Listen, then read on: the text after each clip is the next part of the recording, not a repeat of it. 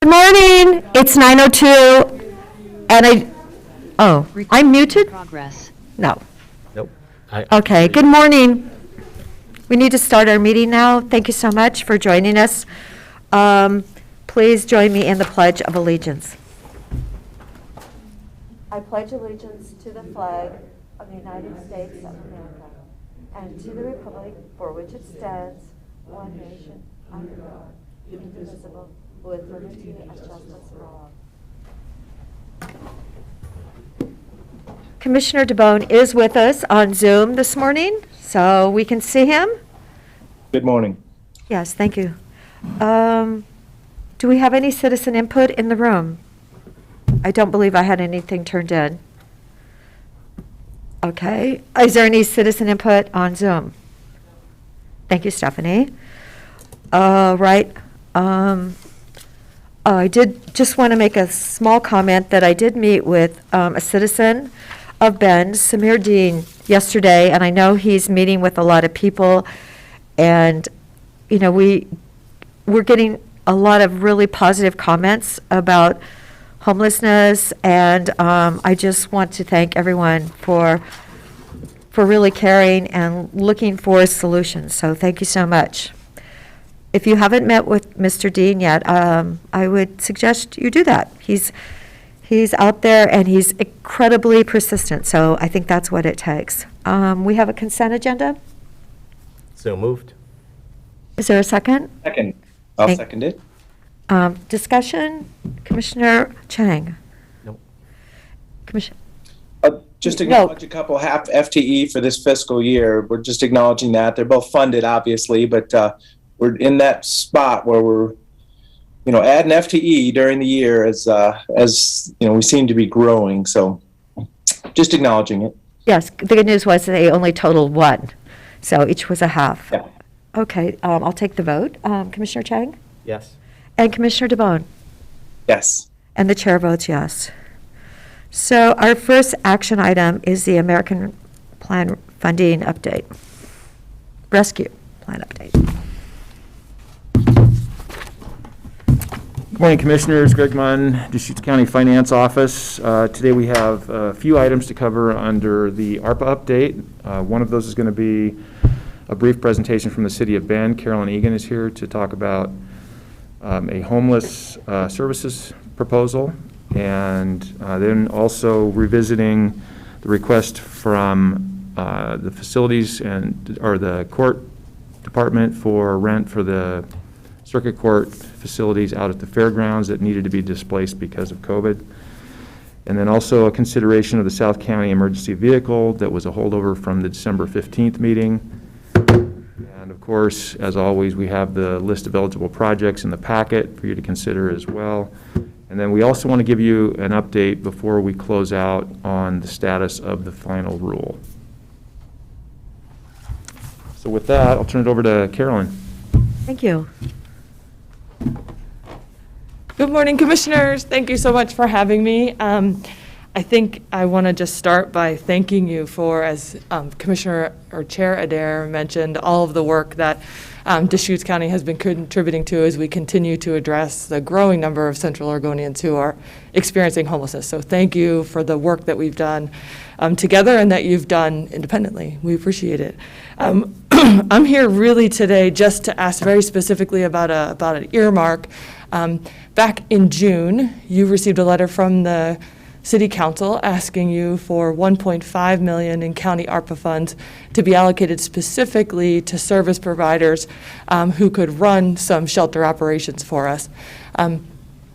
You know that we have over 1,000 people in Central Oregon experiencing homelessness, and in the City of Bend, we have really fewer than 300 shelter beds, which is an unusual mix. Much more typical would be that we would have 500 or 600 or even 700 shelter beds available, and we just don't have enough. So the commitment from the County Commission to set aside some ARPA funds so that we could provide those shelter operations, especially given the non-congregate shelter operations that are really necessary to protect and all people, but to reduce the spread of COVID-19. And we At that time, the county commission reasonably said, yep, 750 sounds right to us. We don't have a ton of experience with shelter operations, and so we'd like to see what comes online, and then we would entertain a conversation about the second 750. So I wanted to give you a bit of an update on what's, go ahead, Commissioner. I got a question. Yes. Okay. Thank you. You mentioned the number of beds, and I think you said 300 or 500. Have we had more beds in the past, or you're saying that we should grow into that number? What I was trying to explain was that it's unusual to have that high number of community members experiencing homelessness and that few number of shelter beds available. And so when you look at comparable communities, particularly outside of Oregon, you see a much higher number of shelter beds and a variety of shelter beds that's closer. Now, unusual, it would be very unusual to have the same number of shelter beds as you have humans who are experiencing homelessness. But the really big difference between that over 1,000 and the 3 is what? And what we've traditionally had in Central Oregon is winter shelter beds. We do winter warming shelters really, really well, but we don't have the number of year-round shelter beds, and those are some of the things that we are proposing to bring online together between not just the city of Bend and the county, but in this specific situation, the city of Bend and the county.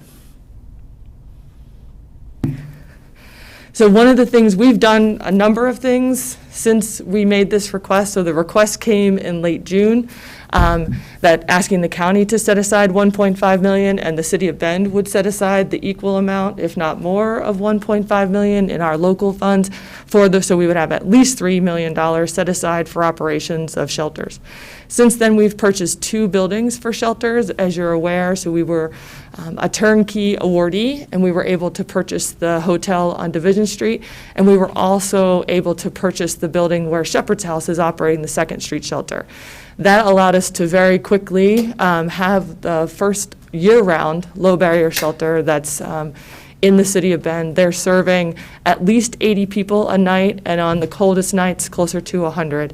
And there's more demand than what Shepherd's House can provide, demonstrated by the warming shelter that had to be open at First Presbyterian Church again this winter when there were not enough shelter beds at Shepherd's House. So we've also been working diligently. I mean, the bulletin and the source have been covering it really well for us in terms of identifying places for outdoor shelters, places for other types of safe places for people to stay until they can get into the housing that they need. It's been a challenge. Between the city and the county, we do not have publicly owned property that is really adequate or suitable for outdoor camping, and we've really had to now rely on both private property owners and our other public agency partners to be able to identify that land. At the same time, identifying experienced service providers. I think just to the county's point, when we made the original request, we don't have a lot of experience running these types of operations in our region, in our county. And the search to find service providers to even make those camping places or make those shelters a safe place for people to go and find shelter for a night or a week or a month has been a challenge. What we have been able to successfully do in the last couple of weeks is that we opened up 2 requests for proposals. One was to run a navigation center, and the other was for the operator for the outdoor shelter. The navigation center is a shelter, but is one that's open during the day. If you visit Shepherd's House, you'll know that they're able to accommodate people from evening. They provide them a meal. At night, they have a place to sleep, but in the morning, they have to go. There's not a place for people to stay.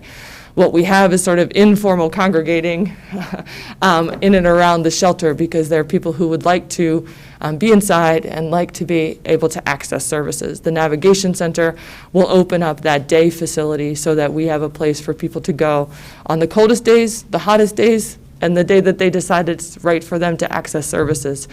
So opening that navigation center, at this point, we have an intent to award to one service provider, and we're going to negotiate a contract to be able to open up the navigation center at the 2nd Street location. When do you project that you may be able to do that, Carolyn? To open the day center, we hope this spring. we will know a little bit more after we sit down with the with Shepherd's House to figure out what that conversion time looks like from their current operations to be able to rearrange the space so that they can open up the day center. Commissioner DeBonne, I think, put his hand up again. I was rubbing my nose. That's Okay. Hey, A likely story. Maybe you had a question and now you don't want to ask it. So one thought though, I could step. So one of my thoughts is we probably, so this is an ask for the community. The goal is to not have people in tents. I had a discussion with one of the state representatives. We were talking about it, and they mentioned, down in the valley area. Well, we make sure that there's places for tents. Here in the high desert, we probably shouldn't be thinking that people are going to set up in a tent. It's just so important. These cold nights can be deadly. The hot days can be deadly, obviously. And any day we can go from 100 degrees during the day and 32 at night also, even in the summertime. So I'm just saying it's one of those guiding star principles in Deschutes County, in the high desert, on the east side of the Cascades. Probably shouldn't be thinking of people being allowed to be set up in tents. There's some beautiful camping opportunities out there, but for a housing option, it's probably not a goal we should be doing. And I'm referring to the places where we may be setting up managed camps or whatever is going to be proposed. Yep, and I think not optimal. Commissioner DeBonne, I think you're reflecting the attitude and the proposals from our service providers. So when we set out to started these conversations, we thought managed camps, the ones you may see in Eugene or other parts of the state, would work. What we're hearing from service providers is they would like something that's closer to what's been opened at Veterans Village or what's being built at St. Vincent de Paul, and less similar to what you see in other parts of the state. So I think that your statements really not only reflect your constituents, but also reflect the service providers in your community. Because what we've seen from, go ahead. Oh, and then also I'm just really pushing down the path of a campground, privately owned campground. KOA was out there years ago. It's not there anymore, but let's look for that next one too. So I'm kind of jumping topics on what you're presenting today, but if we had a campground, which is an RV type campground, somebody might try to, temporarily be in a tent, but that's an opportunity, a market rate campground. If somebody needs to be sponsored in a spot, then they could be camping in the campground, or people that are just coming through Central Oregon, the van life, the big RV rigs. We probably need that, a buffer area for people to be, the campground. We don't have campgrounds, which is interesting. There's some, but they're fully booked these days. So I agree. I think that why we're here today was one, really to ask you to continue to earmark not just the $750 that was committed to shelter operations, but the additional $750, so that we do have the $1.5 that's earmarked, so that we can continue to pursue exactly what Commissioner DeBonne is saying. Is we had this one idea that we thought would work. We've done a bunch of work in the last 6 to 8 months to learn that that idea is evolving, exactly as our constituents have been asking for it to.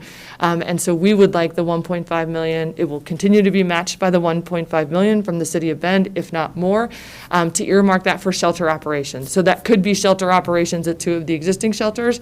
That could be shelter operations at the outdoor shelter proposals that we've received. And when I'm saying outdoor shelters, we originally started talking about managed camps, but now you start thinking about outdoor shelters looking more like Veterans Village or what's being built at St. Vincent de Paul, with some sort of structure. So it could be a hut, it could be a pallet structure, it could be an RV, it could be a yurt. It's more than the tent that you would buy at REI or at Sportsman's Warehouse. And so, but I think Commissioner DeBonne alludes to something that's important, is that there could be scenarios where individuals come with their tent because that's what they have, and we're matching them with more permanent structures so that they can begin that road back to permanent housing.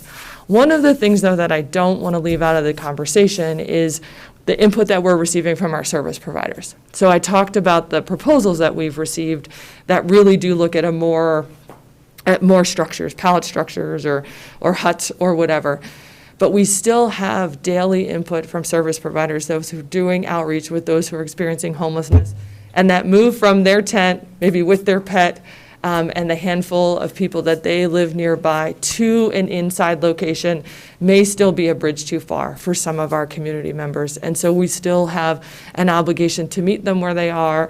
That's where the navigation center comes in. Maybe they're not comfortable sleeping inside at night, but they are comfortable coming inside and accessing some services. And that begins the conversation with those community members about what's the best path for them. That may be getting them back to family in Idaho. That may be getting them back with their kids who are in another part of the state. So it's not always a series of just getting them in a tent that's a safe place. We also have loads and loads of people who are living in their car right now throughout the region, and continuing to provide them with safe places to park their car is absolutely essential. When we provide safe places for people to park their car, there's also some cost. And so we would like to be able to allow some of this 1.5 plus 1.5, $3 million to be continued to be allocated to those case management services, the portable toilets, the hand washing stations, the potable water that's being distributed to those safe parking locations, especially as we continue to have more property owners tell us. Carolyn, how many spots do we have for car parking today? Right now we have 6. And of the 11 families or 12 families that have participated in that, all but one family has found stable housing. All but one? One, yep. And that actually that's one of those cases where that individual is not ready to go into permanent housing. And so there's just more of a journey for that family with their case manager and their services. So really asking, please continue to earmark the 1.5 million. We continue to earmark ours, and we see more projects coming online, whether they're small, just like the safe parking, 3 spots here, 3 spots here. Medium size, another Veterans Village or similar type development, and then larger in terms of a more traditional shelter, very likely non-congregate shelter experience as we continue to do everything we can to reduce the spread of COVID-19. So just thinking, 1.5 million was kind of, defined. 750 was pre-authorized. I truly think if a 750 is still available. We just recently, helped invest in the St. Vincent place. Yes, thank you. So that's not even out of those dollars. It's the same pool of dollars, but not out of that allocation. We're there. We're helping. Let's make it happen. At this point, what are there specific, like the spreadsheet of expected expenses, or it's just kind of the willingness to be partners, I guess. What's the ask today? The ask is to continue the earmark at the 1.5, not just the 750. Yeah. And that I support that. and a continued conversation and continued opportunities to report out to you on how those dollars would be expended. And just more information. I think Commissioner DeBone, that's what we're looking for, is I'm hearing from my constituents, these are the expectations of my constituents. How is your proposal, City of Bend, going to continue to meet the expectations of my constituents? Those types of checks and conversations, and also just continued input from our service providers on what's the best service that we should be providing. And if I'm not mistaken, providing us with this very detailed list of completed and in-progress projects gives us an indication of where some of those dollars that are coming from the county ARPA funds might be invested. Absolutely. So So we're going to do our best to get money from everyone else, as we have been. So when we bought Second Street, we did it with state ARPA. When we bought Division Street, we did it with turnkey dollars. Our effort is to get money from everywhere else first, so that we can open up those shelters. But what you all know with this types of funding is they're saying, that's great, we're ready to put our money in, where's your local match? And why is it just one partner? Why don't you have 2? And so trying to really make sure we have the foundation to continue to secure those outside funds with both having a city and a county partner. So has the turnkey project opened? The turnkey project has been, we always had tenants in there. Turnkey, you'll remember we were the last city to get that award. I know the first one didn't work, and then you had to get another one, yes. Oh, boy. Yeah. Yes. There's been a lot of learning, Yes. Commissioner Dare. Thank you. Hey, it's hard when you're buying something that's used. Yeah, exactly, especially these days. We entered very quickly after we purchased that property. We actually entered into a contract with the County Public Health to hold those rooms for COVID isolation in the instance that we needed them. So we did not open them up to the general public because we were holding them for that purpose. We now are beginning a conversation with Neighbor Impact, who's your partner on the COVID isolation, to try to figure out how to best meet the needs of those who need hotel rooms because they're COVID positive, and how to continue to meet the needs of at-risk community members who are experiencing homelessness by using the rooms at Ben Value Inn. So I would say the rooms have always been in use, but not for sort of the most public purpose at this time.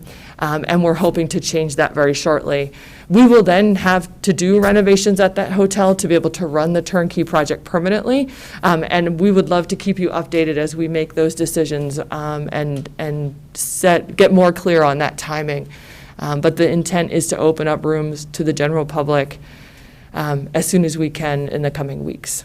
Carolyn, how many beds will be able to be at that project? There's 28 rooms at Ben Value Inn, and depending on family size, so we could have 28 rooms of couples, in which case we would have 56 beds, or we could have 28 rooms of individuals, in which case we would have 28 beds. So we're really estimating, you hear us say 40 beds, so that we're sort of hitting that middle where, based on family size, whether it's 2 adults or a parent and a child. But the tenants that we have in there now are all different. It's a single person, it's a couple, it's a family. So just 3 rooms and 3 different types of families, we really know it could run the gamut. And then the goal with the Navigation Center is to continue to have those 80 beds online. And then we continue to look at other properties to bring additional beds online. One of the things that we experienced, just as we've unfortunately continued to bump up against, is the capacity of those in our community who could actually provide the on-site management and the case management for the families who are there. And so we're really excited to be able to continue to work with Shepherd's House, and then we're really excited to build out non-congregate shelter management capacity with Neighbor Impact. Okay. So back when we made the 750 split, my primary concern at that point was just not having enough specifics about where the full 1.5 million would go. With this list, I feel very confident I feel very confident in the City of Bend's efforts to develop this wide range, this continuum of shelter and transitional housing services. And I would, at this point, support moving currently on our spreadsheet, we have 750,000 in Board of Commissioners approved, and we have 750,000 under outstanding requests. And so I think it's appropriate at this point to move the 750,000 in outstanding request into approved and just make those funds available to the City of Bend to deploy on these various projects. I can make that a motion Please. if we're ready. So I move allocation of $750,000 of additional county ARPA funds to City of Bend partnership homeless shelter and transitional housing projects. Okay, is And there I a will second? second it. You'll second. Okay, any further discussion? Okay, So just acknowledging, we're growing our capacity right now. This is the time of need, COVID and the economy changing and inflation, a lot of big things happening. But any individual that's out there, I'd welcome them. Please, participate in the economy. There may be jobs available, and I know that there's all kinds of reasons, and this is a real touchy subject because people's minds. And many of the all people who directions. are homeless are actually working people. You don't need to correct me. You don't need to correct me. I was just trying to make a statement. I'm just saying, people, please join the economy. Let's get some stable housing. let's do good things as a community. And I'm just acknowledging it's not us and them, it's us. It's all of us. So thank you. And I would like to make a comment that we would be, if with this vote, we would have less than $4 million less of our ARPA funds available. So I believe we've already allocated $33.5 million. So it, and we haven't gotten those checks yet. The second check will not come until May. So anyway, just want that to go on the record. I think it's important to acknowledge. Any further discussion? Commissioner Chang? Yes. Commissioner DeBonne? Yes. Okay, and the chair votes yes. Yeah. Now that we voted, I will also say that one of the things we're learning through this process is how massive the need is and how limited the existing structures, the existing indoor shelter that we have is, how limited the land we have available is, and for those reasons, it is definitely not my first preference to see people living outside in tents. But I think it's also unrealistic to believe that we're going to make outside tent homelessness disappear in the near foreseeable future.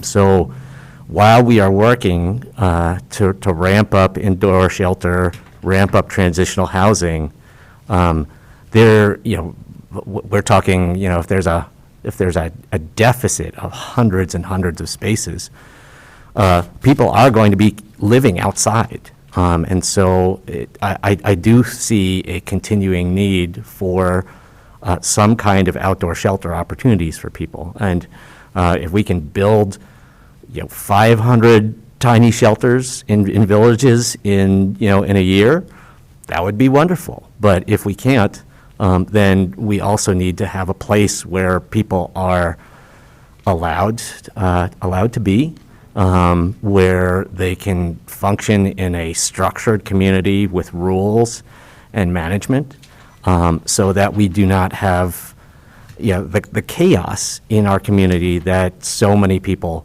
are concerned about. So I just want to flag that I still I'm not convinced that there's not a need for outdoor shelter for people people living in tents.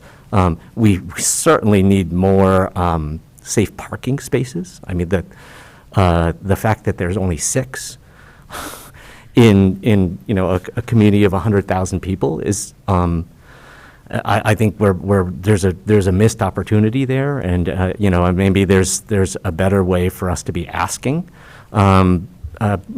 property owners with parking space to step up.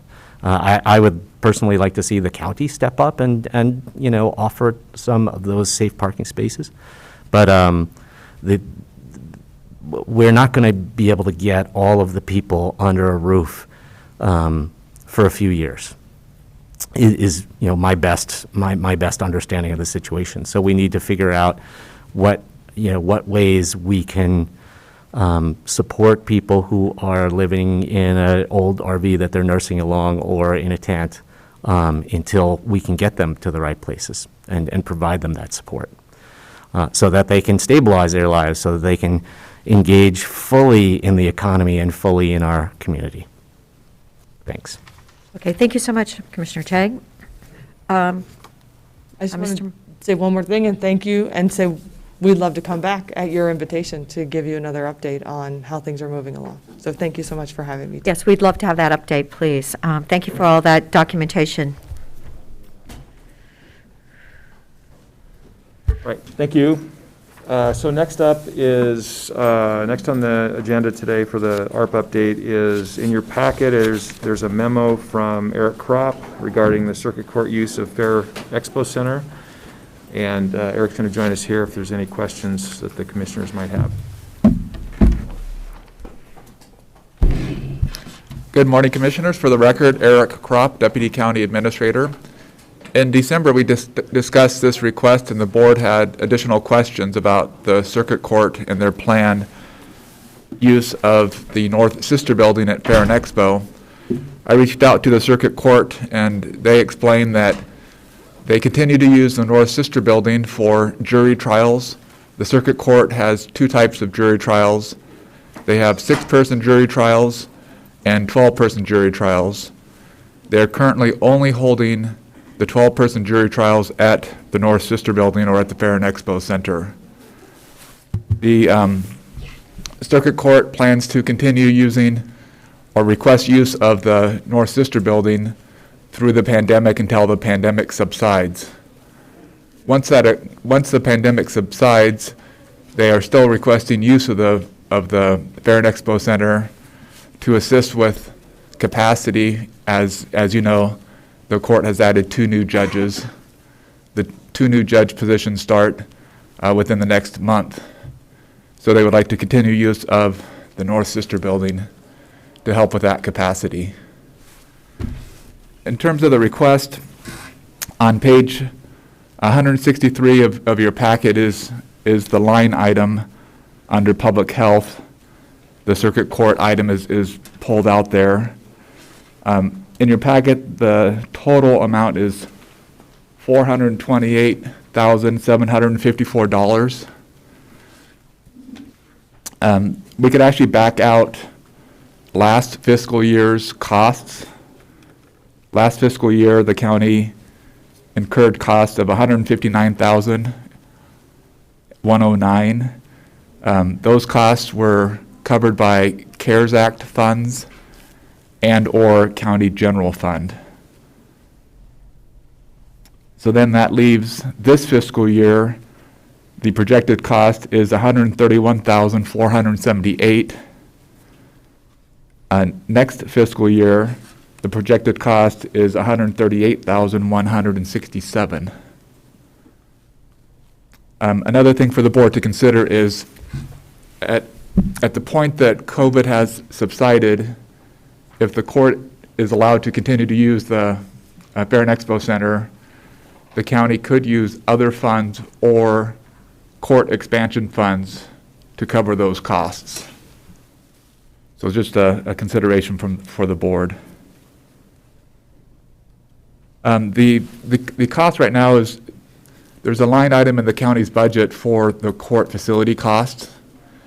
As the board knows, the county is responsible for the court facilities, and that, currently we charge electricity and any other facility costs to that fund, which is really a sub-fund of the general fund. So any costs that aren't covered by ARPA or others will essentially be covered by the county's general fund. If the board doesn't want to designate ARPA funds for next fiscal year, then probably through the budget process, we'll need to account for these costs in the county's budget. Are there any questions at this point?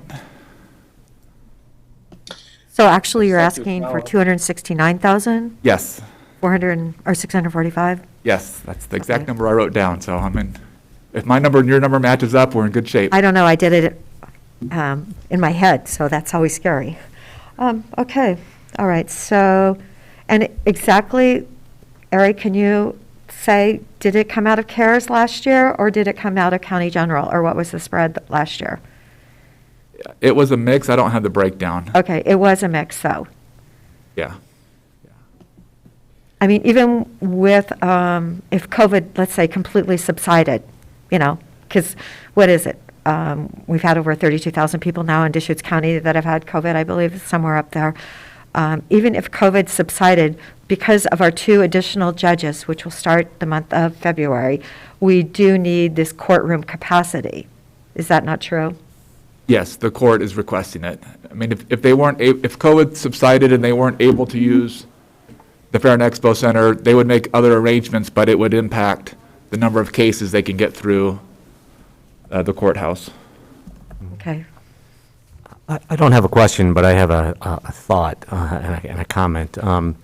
With the recent revelation that we are not necessarily excluded from asking for state funding for our courthouse, our courthouse project, I think that the the expenditures that we've made above and beyond operating the regular courthouse, i.e. what we've spent on the fairgrounds, facility capacity for, to support the functionings of our circuit court, that it would actually be pretty reasonable for us to make a submission for state funding, and just kind of offer that as background. We have, here's financially what we have done, from, particularly from our general fund or from our really, our CARES Act funding or from this ARPA funding, that, we've taken discretionary funding that we've had to support court facilities, and, we have this very large project to make, to expand our court facilities, and it would be, I think it's very reasonable for us to kind of show them those numbers and say, could you contribute this much to our courthouse expansion project? So we would take the money we've spent and ask the state.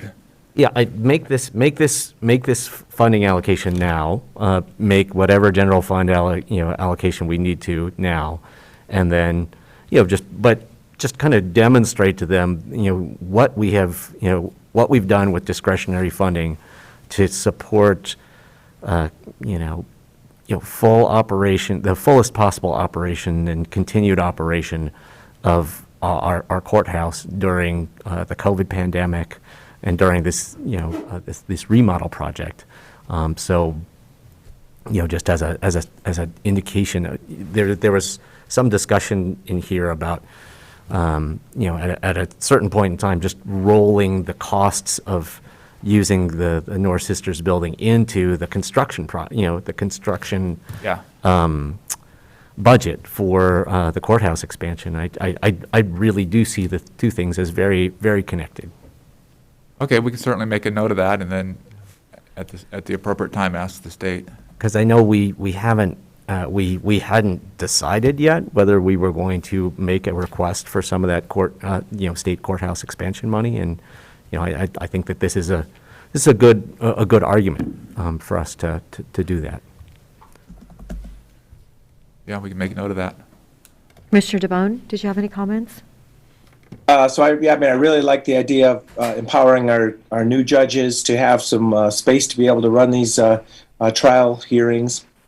12-person trials is, it's a good fit. We've learned that it works in the time of COVID, and we're going to be building that building in the future. So I'm supportive either way, however we get there.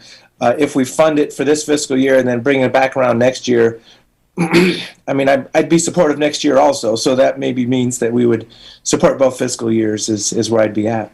With the 269,000 then, that number? Yes. Yeah, that seems to make sense. Do I have a motion from anyone? As I say, I don't have that number in front of me, but I do support $269,645, I believe. That's correct. And that's the amount. I'll move approval for court operations at the fairgrounds. Okay, thank you. Second. It's been moved and seconded. Any further discussion? I guess I would also just say. Interesting discussion with the courts, the state for court funding. It's good. We'd just like to make a presence through AOC, make a presence. We did a great job, getting the next judges, during the short session, during the long session next year. We'll all be involved, and just keep reminding them that we got big capital expenses, and please be a partner with us. Okay. Yeah, I would also just say we've received a lot of requests for ARPA funding. I'm one of the lenses I'm trying to look at these through is, what was the intention behind the American Rescue Plan? And the intention behind the American Rescue Plan was, helped us contain COVID and help us recover from it and function and operate during COVID. And this to me seems like an entirely appropriate request, in that context of COVID response, COVID recovery, and continuing our fundamental operations during COVID. So. Okay, calling for the vote. Commissioner DeBonne? Yes. Mr. Chang? Yes. And the chair votes yes. All right. Thank you, Board. Thank you, Eric. Okay, Commissioners, next on the list is consideration of the Lapine Rural Fire Protection District request. And that was an item that was included in an email that was sent out after the agenda item was posted. So you should have that as well. Okay. I did speak to the fire chief yesterday or the day before, I forget when. And, you know, the justification is truly just the number of runs per day and the distance of those runs, you know, 30 miles or so, or wherever they're picking somebody up each way. So 70 miles or so round trip, multiple times a day. These rigs are running all the time. And the request, because I was trying to really get grounded on, would we, you know, buy a fire district a ambulance, and why would we do it for this district and not other districts? But it's really the miles that get put on these rigs. You know, they just need maintenance, and then they wear out, and they put a, you know, maybe the cab, the box on a new foundation, but it takes a 2-year lead time. So having the next one in the queue is the idea here at this time. And what is their ask? The amount of money they're asking for? So the ask is for $280,000. One component of that is the Medic Quick Response Unit. That's what Commissioner DeBonne was referring to. That's $200,000. And the second piece of that is the acquisition of 4 Stryker power gurneys at $20,000 each for a total of $80,000 for a grand total of $280,000.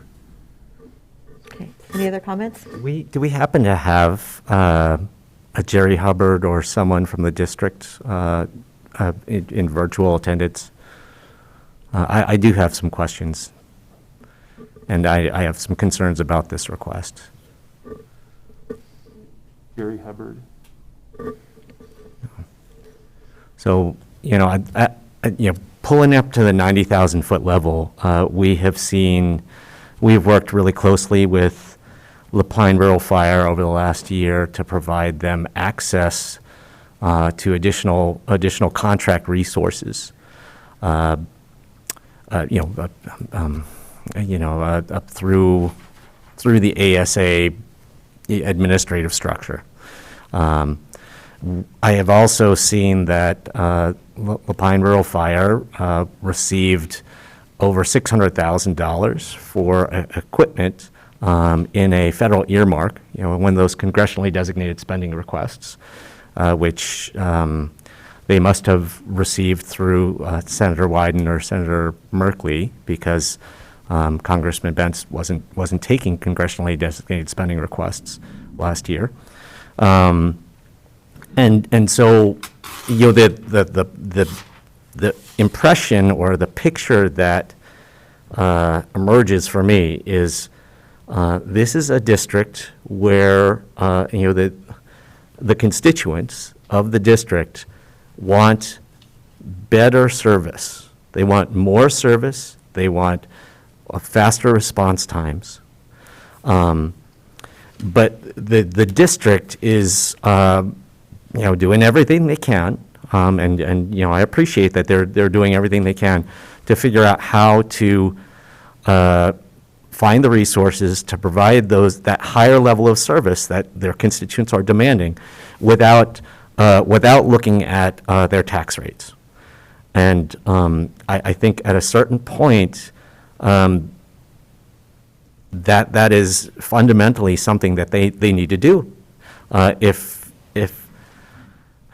the people in the district, if the people of the district want a higher level of service, then the district needs to evaluate whether it's time to raise tax rates to provide that service. So I had mentioned with the last request that it seemed entirely COVID-driven. You know, the reason that the courts, our circuit courts, needed the North Sister building at the fairgrounds. This is, in my mind, a problem that predates COVID. This is a fundamental issue of imbalance of service demand and and tax base. So, I don't think it's appropriate to patch that with ARPA funding. And I've definitely heard the argument that with all the development in Lapine, it will, that the size of the tax base, the number of properties will catch up, and the tax base will increase over time. But again, we've been doing all these things over the last year to try to get the level of resources to a point where it meets the service demands of constituents, and it hasn't been enough. So I see this request in the same context, and at a certain point, you got to ask the district, whether to meet their basic responsibilities to their district constituents, whether they need to look at their tax rates. Greg, is this an allowable ARPA expense per the rules? It is. As we see them now. So it is allowable. And on a comment on a different note, the day after Thanksgiving, I drove from Sisters all the way to Lakeview. It was at least a 7-hour drive, and I never saw one police vehicle that whole drive. I mean, and as a public official, I kept thinking, oh my gosh, what if something happened, we have South County, and then you go on out, Highway 31, and it was really, I felt like it was a frightening experience to think that where are those officers that usually you see at least one or something? I mean, but all those hours I was driving, never saw any, and I was just thinking, like, I know their services. Lapine Fire serves that Christmas Valley, that area. I'm not sure how far they go, but I know that truly it's part of their region at points in time when nobody else can get there. So I feel like there is a deficit at that area. There's no doubt that there's a deficit, but what the fix is to address that deficit is the question. And if we're throwing the doors open and saying, hey, every fire district in the county, tell us what you need to bump up your level of service, we're going to get a whole lot of additional ARPA requests. Well, we're almost out of allocation. Commissioner DeBonne, did you want to add anything? So those powered gurneys, I didn't do my homework on it. One of the assumptions would be that that's going to empower the staff to not have to do some heavy lifting at some moments. As I say, I didn't do my homework on that, but I think that's what that is. The vehicle I did do my homework on. I just happened to ask the chiefs very specifically about that. As I say, why would we buy a vehicle for a district and not all districts? So I've already kind of thought through that process, and it was pointed out the distance to the emergency room. I'd be supportive of this request. This is a one-time request. It's just a point in time. The CMT resources, private resources coming in behind Lapine Fire is expected to be in February. They're working on the hardware and the protocol, or radio hardware, and the protocols to get them up to speed, so they're not online yet. But maybe 4 or 5 weeks from now is my understanding. And I spoke to that operator also recently. So, as I say, I'm supportive of this. This is just kind of those one-time special requests. I mean, if we're framing this as a one-time special request, I would be happy to support the Lapine Fire in making another congressionally designated spending earmark request. They were successful last time, and they could be successful the next time. But since we have so little ARPA funding left, I don't think that this is the most strategic and most appropriate way to spend those funds. So possibly to get us off the center here, I'll make a motion to fully support this at $280,000 and see if there's a second. Okay. Okay, Commissioner Chang will not second it. I won't second. Okay, I'll second it as chair. Any further discussion? Commissioner DeBonne? Yes. Commissioner Chang? No. And the chair votes yes. Good discussion about that one. Thank you.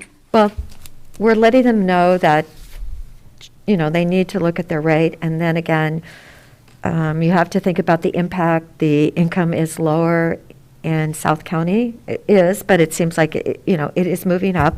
And, they'll have to realize that they're going to have to readjust that at some point in the near future.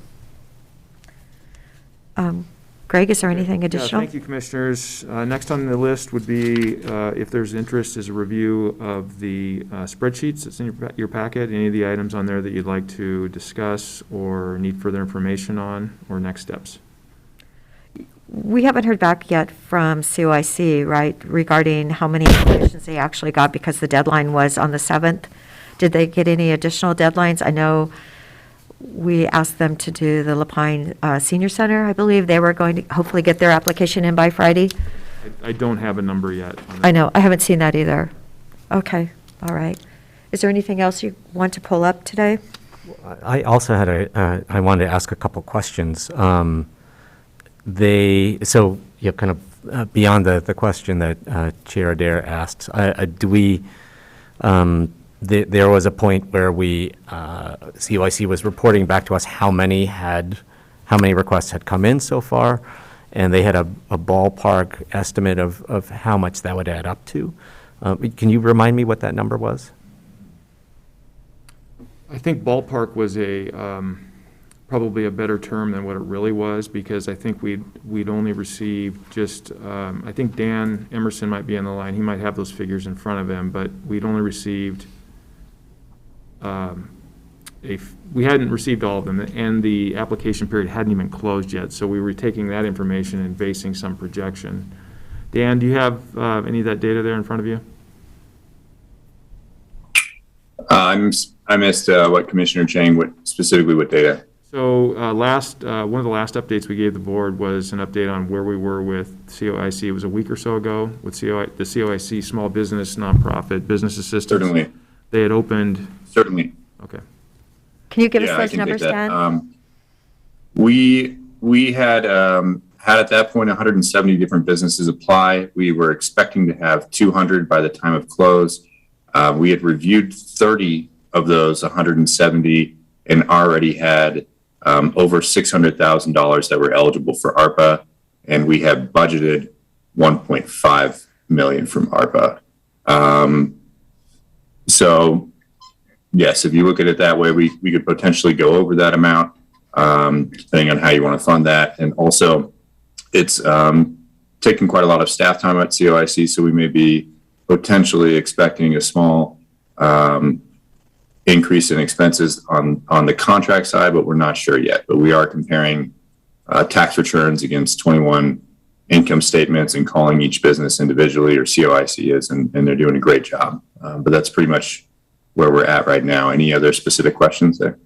Could you re-summarize that number for me? So 170 applications. After looking at 30, the request amount was how many 100,000? 600,000. 600,000 just from the first 30 that you've looked at. In and around that range, yes. So if you extrapolate that, that could be up to 3 million, if that's like 20%, something like that. Okay. If it was to keep going at that rate, yeah, $3 million potentially, if you were to fund every business wholly, make them whole essentially, as opposed to a percentage or something. Mm-hmm.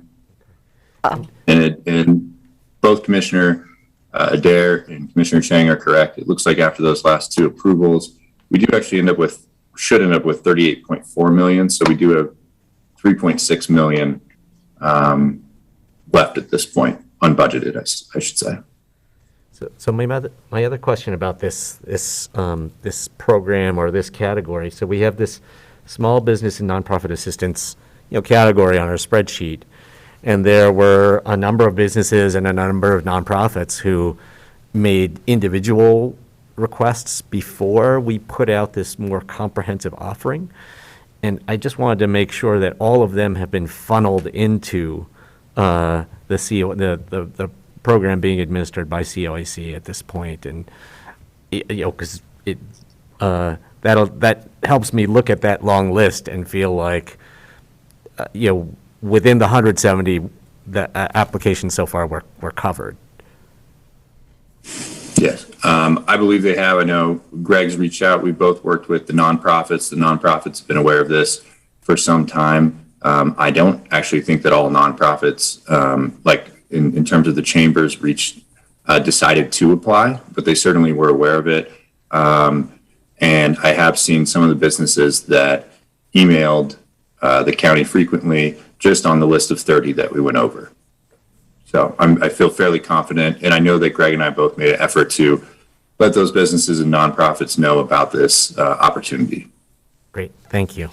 So if it was actually 3.5, we might need another 1.6 million to fund it. But Greg, I did remember, that $1 million that doesn't show up here, that was ARPA funds from Representative Bonham for Terrebonne. And I'm told, that we cannot spend that on the road. So it's something that perhaps we can help with that wastewater system that's on our list, correct? Yes, the wastewater system. Apparently, we need to fill out some application for that funding.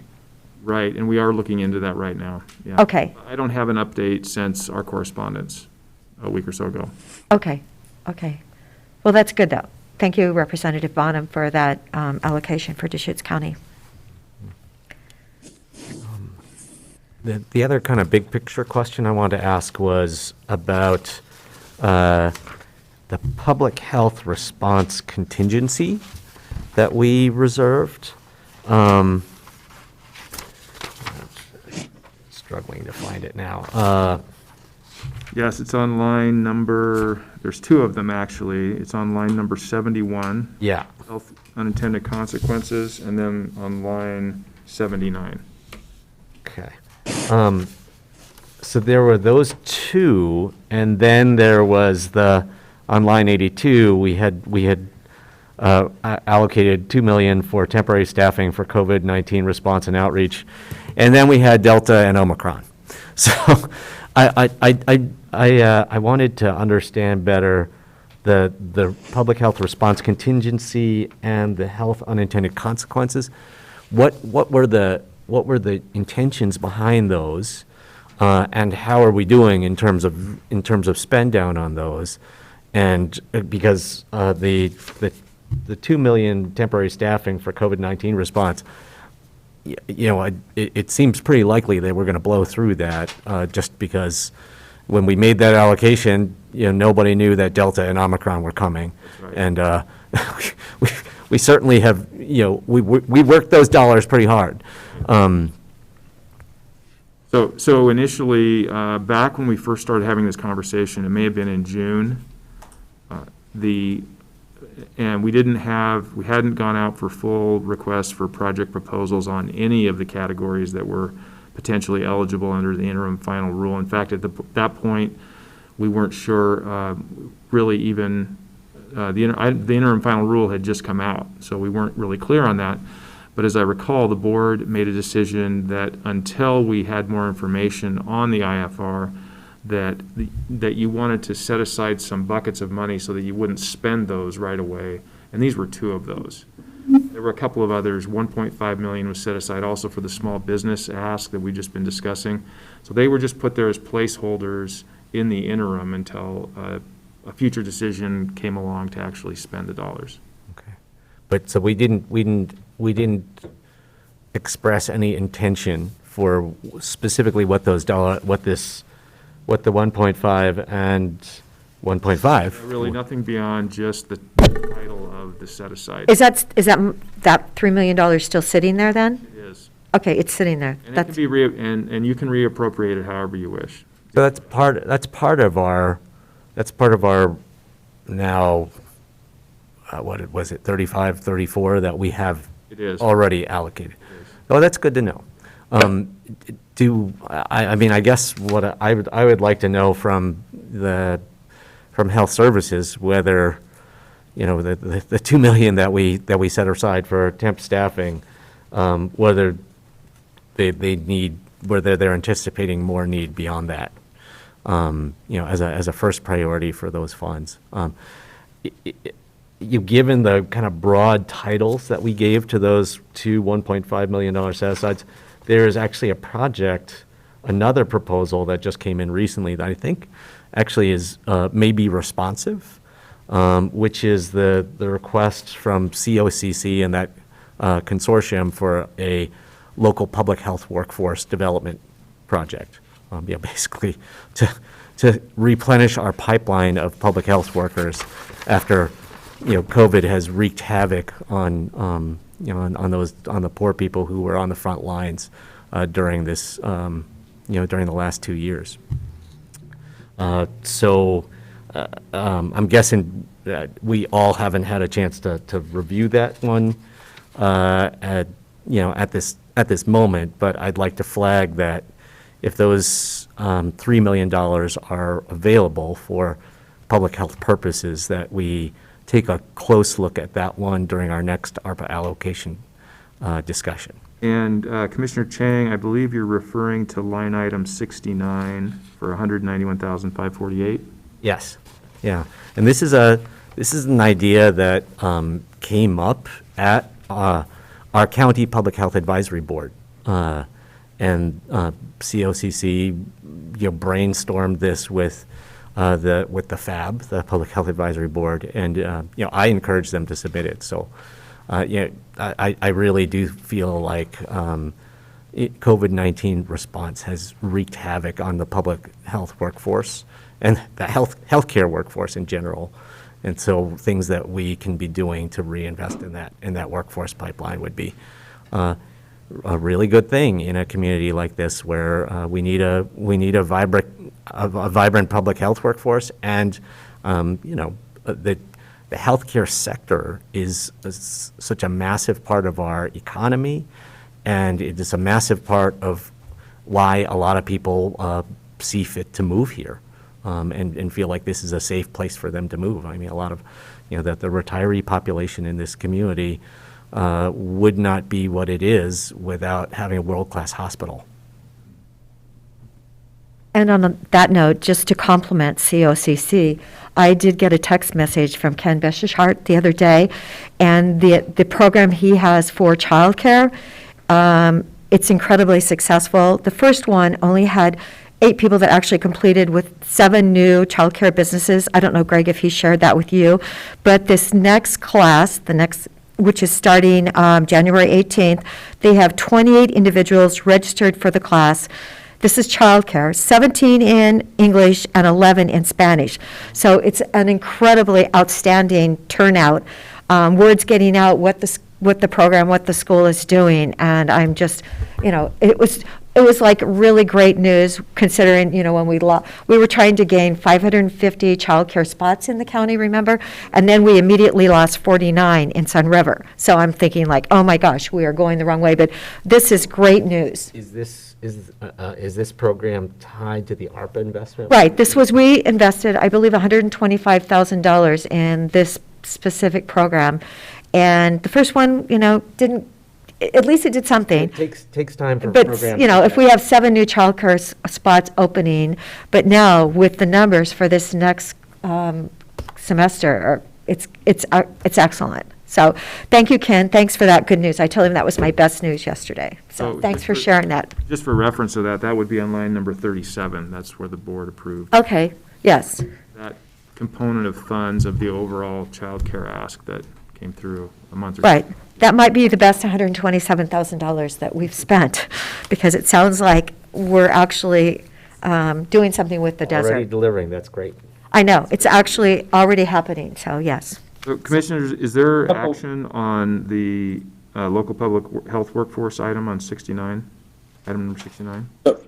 And I'll make a comment about that. So Central Oregon Community College, I think it was a nursing school from day one. I mean, that was exactly why it was put there, just the history of Central Oregon, one of the first community colleges around the country, or in the state of Oregon. So that's a great fit for just the history of why we even have a community college here is the healthcare workforce. I haven't done a lot of studying on this exact, this line item, but it sounds like I'd be real supportive. So either we proceed today or we bring it back for somebody to explain the great work that can be done by this investment also. Yes, could someone explain, perhaps, I don't know if they could explain it next week. I just would love. Yeah, I'm familiar with it, but I'm not going to be the best presenter of this proposal. But if there's support from the other commissioners, then I would suggest that we bring this back sometime real soon and think about pulling that request out of the $3 million that we had set aside in these kind of public health contingency pots. Excellent idea. Okay, we'll work on that for the next update. Thank you. Any other questions? And then the big picture, this COIC small business support, that's kind of a point in time that it's awkward to really pull something out and say, let's go down this path, because there may be other things that are getting funded by this COIC effort that we're doing right now. So as soon as that's funded and we see that spreadsheet, then I think we're going to be able to start picking things off very specifically, right after that. Great, thank you. Okay. Are we good today then? Unless there's any other questions on the worksheet or any other project proposals you'd like to discuss or have brought back. So, Greg, when do you think we'll hear from COSCC? Do you think it's going to take like 3 weeks at least for them to finish up? Yes. Okay. So we'll know at that time. It was a very complicated, it was more complex than what we, even after doing this same sort of process a few times before, it's more complex. And the reason why it's more complex is we had to take available data, or they have to take the available data, financial data that's available to them, including any previous assistance that came through under CARES or under PPP, and really try to determine the impact of the pandemic on both their revenue and expenses, including these other fundings, to come up with a number that represents the net financial impact of COVID. And that's a real challenge to do. So that's why it's taking longer, and I think also because there might have been a little bit more response than we'd expected. So it's all good. I think we'll have a real comprehensive, we'll have covered as many bases as we possibly can, but it's just going to take a little bit longer to come back to you. Greg, I'm just curious. Do they take the tax return directly, or do they get it from the IRS? When you do mortgages and refinancing, the lender always asks you to fill out the form so that they get it from the IRS, so they can actually confirm that it's really, those are your numbers that you filed. Sure. We've requested it from the applicant, and in several cases, many cases, and I don't have the exact numbers in front of me because we're not done yet, but in many of the cases, we've had financial information that they've submitted under previous requests. So a lot of these aren't new. They're just somewhat continuing. So we have some other data to validate. But that is a very good point. No, I just wondered,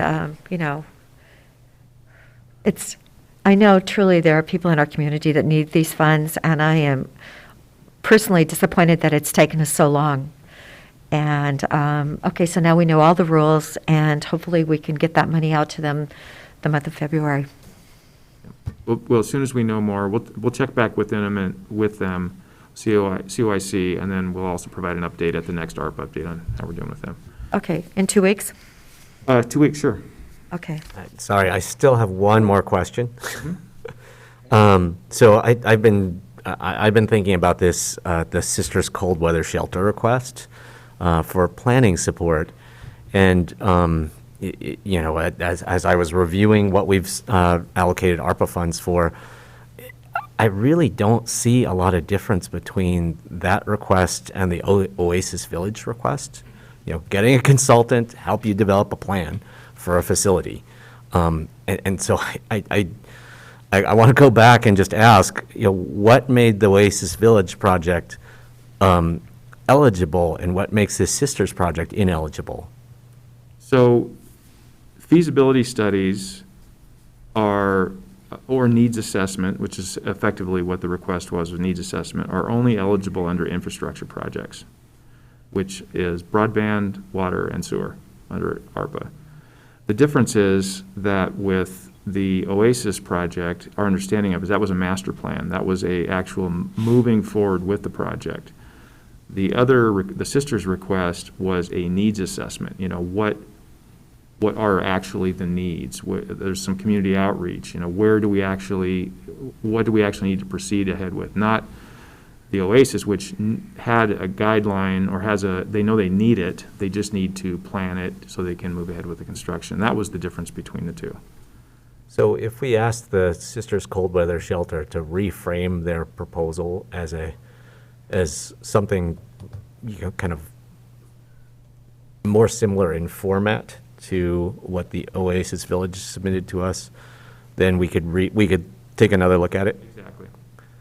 Okay. Well, It would effectively be a new request, so yeah, we'd definitely want to look at it. would there be support I'm looking at my fellow commissioners, would you be open to hearing a slightly reframed planning request? I'd like to coordinate with the city leadership, city council, because that seems to be a little bit of a disconnect. We've got some passionate people wanting to provide some great services. Their vision is to own a parcel possibly and operate, but we're getting mixed messages from the elected city council folks, and the town is growing right now. So as I say, I'm not against anything, but yeah, what can we make clear as we proceed in partnership for the city? So that'd be working with city council.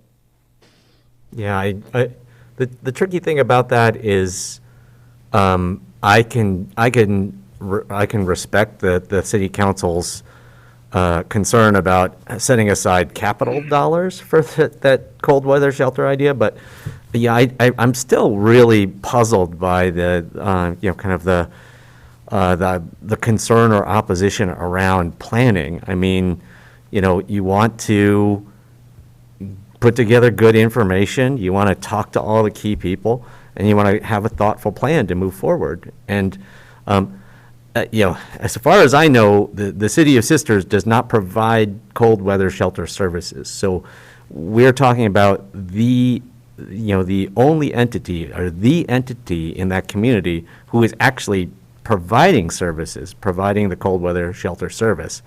And I mean, if the city said, we will provide cold weather shelter services, and here's an alternative proposal, that we'd like you to fund, I would be very interested in seeing that. But if they're not going to provide the service themselves, then I really don't understand why they are, opposed, how they could be opposed to the nonprofit in their community that provides this service, trying to do some planning to provide the service better. And so I'm open to hearing from the city, but on this segment, this slice of the Sisters Cold Weather Shelter Board of Directors request, I'm also willing to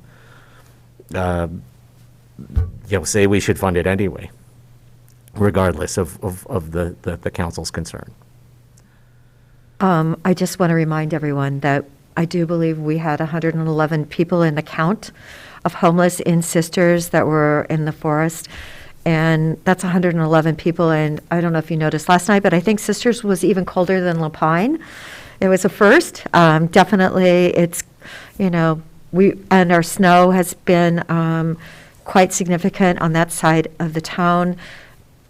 Hoodoo has actually at several days been more of a snowfall than Mount Bachelor, which is pretty phenomenal. So it's coming down and it has to be impacting those people. And I personally want to thank the churches and sisters that have stepped up. Really hoping that maybe another church will step up for this year to get us through the cold winter season. So I know that that's ending, and I'd hoped that we could help them with going out to an assessment. I'm okay with that. I was okay with that a couple weeks ago. I'm in Sisters a lot, and I know that there's a small group of people that are very passionate, and they do follow through. They follow through on a lot of really good for the community. And the use of the Sisters Cold Weather Shelter this winter has mushroomed from last year, from prior years. I mean, they had, they got like 6, 8, 10 people per night staying there. So it's the kind of the questioning that we heard last year about like, oh, how many people are actually using this service? It has dramatically increased. So, But then I worry about the person that has an animal in their car, and they're in the shelter, and then they go back out to their car with their animal. And, I have a lot of animals, and I worry that, we don't want to lose anyone. And I know we lost someone in Sisters a couple years ago, and that gentleman was offered places to stay that night because it was going to be really cold, and he didn't take them. And I just don't want that to happen again. and that's something they could plan around during this planning process, Right. the specific needs of the homeless population in the Sisters area. So, okay, well, I'll be in touch with those folks and ask them to kind of reframe their proposal. I hope that'll be okay for them. I think we go through the church until the end of the month, and that's only a couple of weeks away. So as soon as they get it reframed, please come back and we'll put you on the agenda. You don't have to wait 2 weeks. Is that okay, Greg? Neighbor Impact is out there, and they've coordinated with a local church in southern Deschutes County in Lapine, and there's a warming shelter there, and they're providing services. So, and I spoke to Charlene Weed about this yesterday. Make sure, communicate with Neighbor Impact and really get a feel for what's going on there. They are a community action agency, and they just have some experience and structure to be able to move this forward also. Yeah, the Sisters Cold Weather Shelter is a partnership with Neighbor Impact. I mean, Neighbor Impact works. They direct the funds to the local sites that allow the Sisters Cold Weather Shelter organization to run the cold weather shelter. So I think it'd be a great idea to pull Neighbor Impact into this discussion as well. But they're working hand in glove with the Sisters Cold Weather Shelter Board already. Okay, I think that's enough direction, is it not? Yes. Any other questions, comments on the list for now? No, thank you so much. Okay. So the final item is, as we've talked about before, we've been operating under what's called the interim final rule. This was issued by Treasury and that gave us the direction that we've been operating under with all of our projects in terms of eligibility, reporting, and everything. There was an initial cutoff date for comments back on the interim final rule. It was the end of July, last July.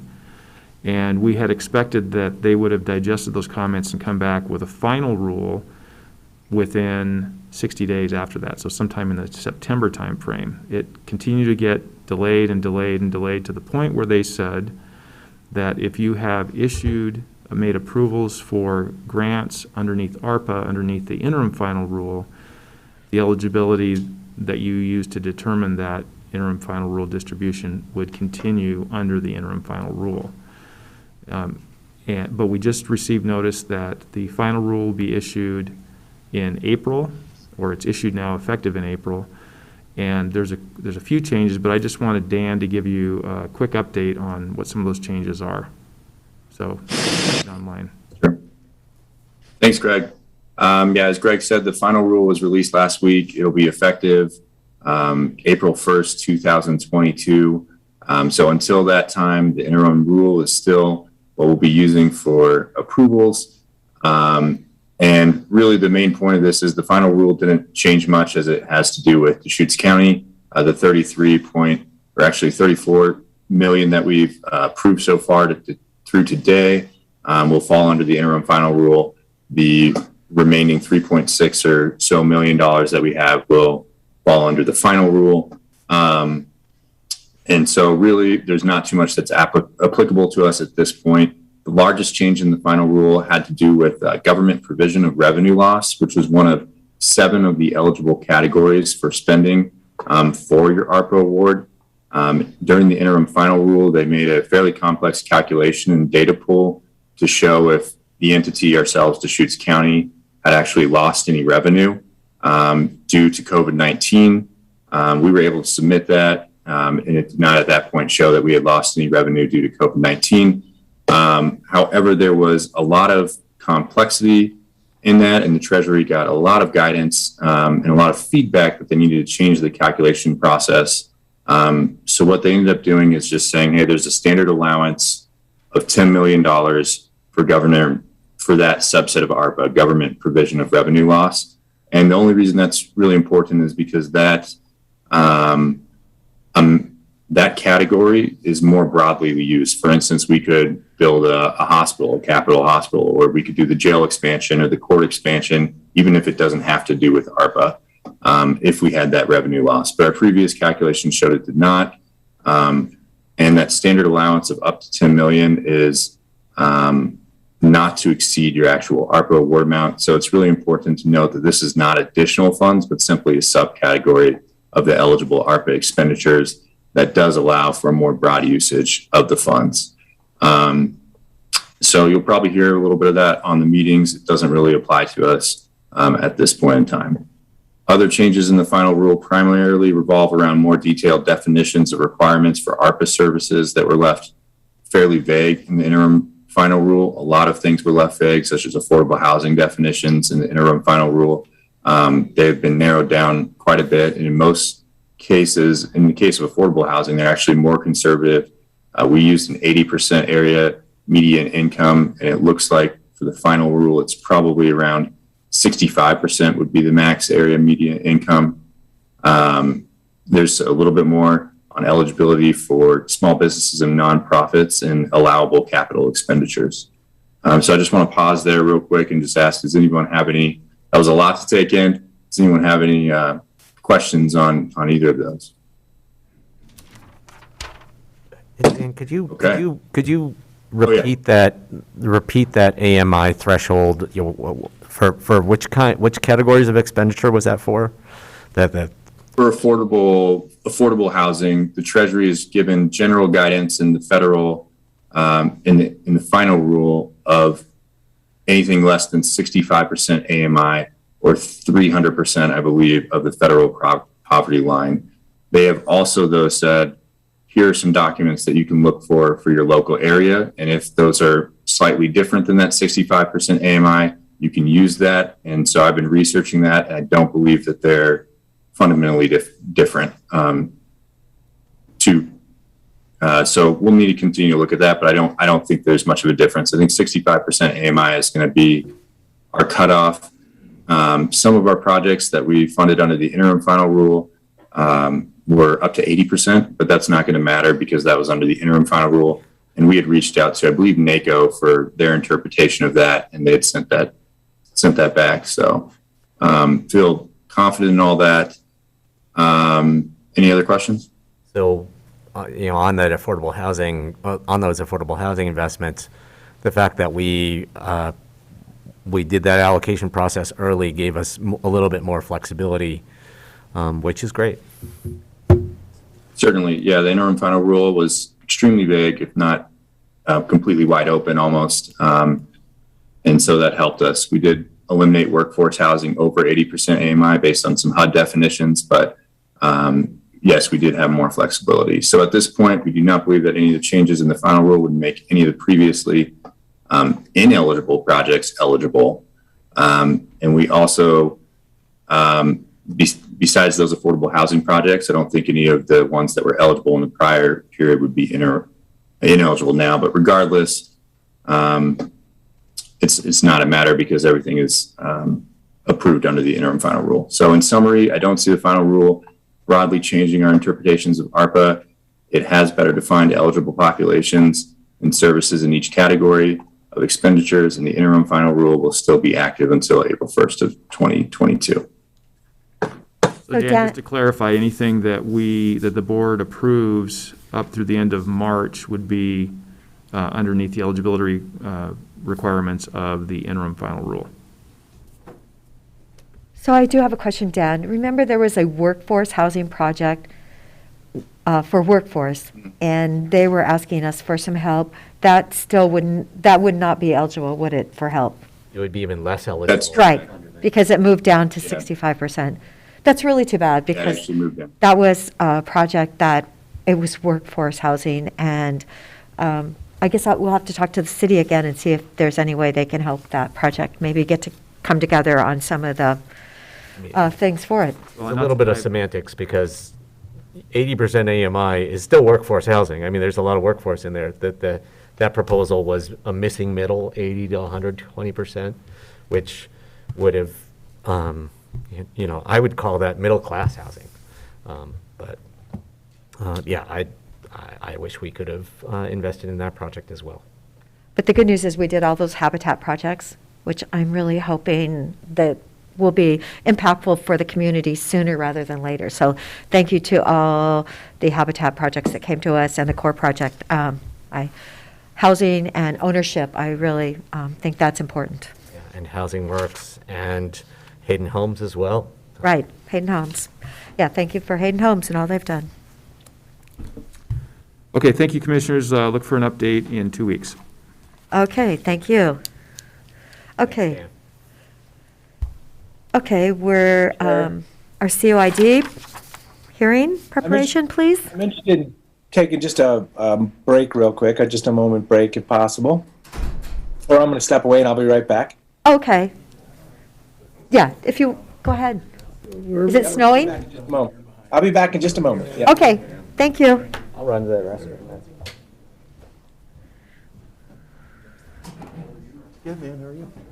Recording.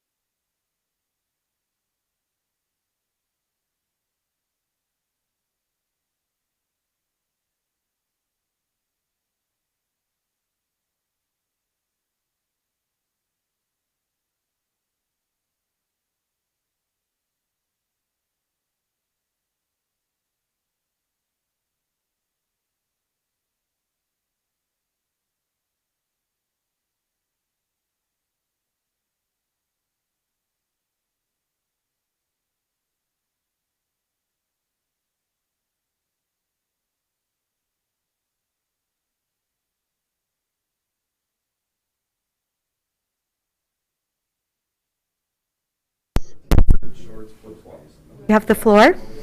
Thank you very much. Good morning, Commissioners, and for the record, Tarek Rawlings, I'm an Associate Planner with the Community Development Department. This agenda item is a preparation for a public hearing that's scheduled for later this month on the 26th. So that'll be 2 weeks from now. It's for a plan amendment zone change for property that's owned by Central Oregon Irrigation District.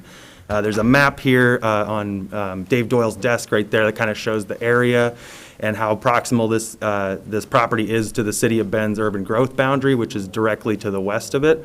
So this property is directly on the east side of the City of Bend's boundary. It's about 36.65 acres. The plan amendment portion of the proposal would change the comprehensive plan designation of this property from agriculture to rural residential exception area. And the corresponding zone change proposal would change the current zoning from exclusive farm use zone to a multiple use agricultural 10 zoning. There was a hearings officer decision issued. It's recommending an approval for both the plan amendment and the zone change request. That was issued in October, and I'm available for any questions you might have on the background or steps forward. We're going to have kind of a final form of all these attachments and ordinances and exhibits that'll be included in that agenda packet for the public hearing. So stay tuned for sort of a slightly more finalized version, including the legal description. Questions? So, acknowledging this is a zone change process. Hearings officer decision is approval. In this, this is a required hearing in front of the Board of Commissioners? Correct. Yes, Commissioner. So pursuant to our procedural ordinance, because this involves a farm-zoned property or a farm property, it's required to be heard by the board de novo. Exactly. And the final version of the ordinances will reflect. Has it been appealed? Excuse me, sorry? Has it been appealed? Is there an appeal process? This is not part of that. There is no appeal required for the board to have to hear it de novo. This is an automatic referring the hearings officer's recommendation to the board to hear de novo. Exactly right. Great. Okay, thank you. I'm pretty sure I know the answer to this question, but I just wanted to clarify. So in the last 2 years, I've had all sorts of discussions with people about non-prime resource lands. Sure. And the process for reclassifying them, basically, what are the pathways to reclassify those so that they are, they are buildable? And, this is an example of that, that we're getting to watch real time. Is that correct?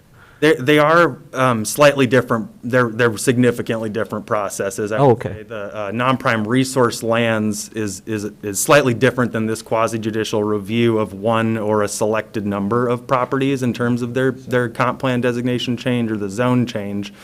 I wasn't as deeply involved with the non-prime resource lands discussions, but my understanding is that dealt with kind of subdivision-wide groupings of properties, kind of a wholesale. In the case of farm zone properties, usually a type of soil analysis or some other type of analysis related to whether those properties are actually suitable for farming or forest uses, whatever the resource classification would be. But I'd be happy to get more information kind of on the context of that, but my understanding is they are significantly different processes. That's okay, but is the basic mechanic the same? You're taking something that's EFU that really doesn't have water rights, doesn't have high-quality soils, and you are changing the zoning on that so that it becomes a... There are similar processes. Essentially, the soil classification, the soil analysis that gets vetted at the state level is a really key component to exactly what you're saying, really making clear connections to how this is not actually a very farmable property. Similar analysis, exactly. Got it. I didn't know if Mr. Gutowski had any comments on non-prime resources lands. I know he was very involved in that process once it was, when it was underway. Yeah, Peter, do you want to add anything? I might just, thank you, Madam Chair and Commissioners. For the record, Peter Gutowski, Community Development Director. As Tarek noted, the non-prime resource land process and conversation, which was years in the making, unfortunately could not provide Deschutes County the ability to address what we saw as really antiquated designations, really impacting 6 rural residential areas. There's a long history in terms of why we weren't able to compel the state to support our desire to redesignate these rural residential areas in a rural residential zone. But I think it's worth emphasizing for those that are, as you're fielding questions and that there is a process for applicants to go forward by demonstrating, and this application's an excellent case in point, it's never been farmed, it doesn't have any history of allocating or utilizing water rights.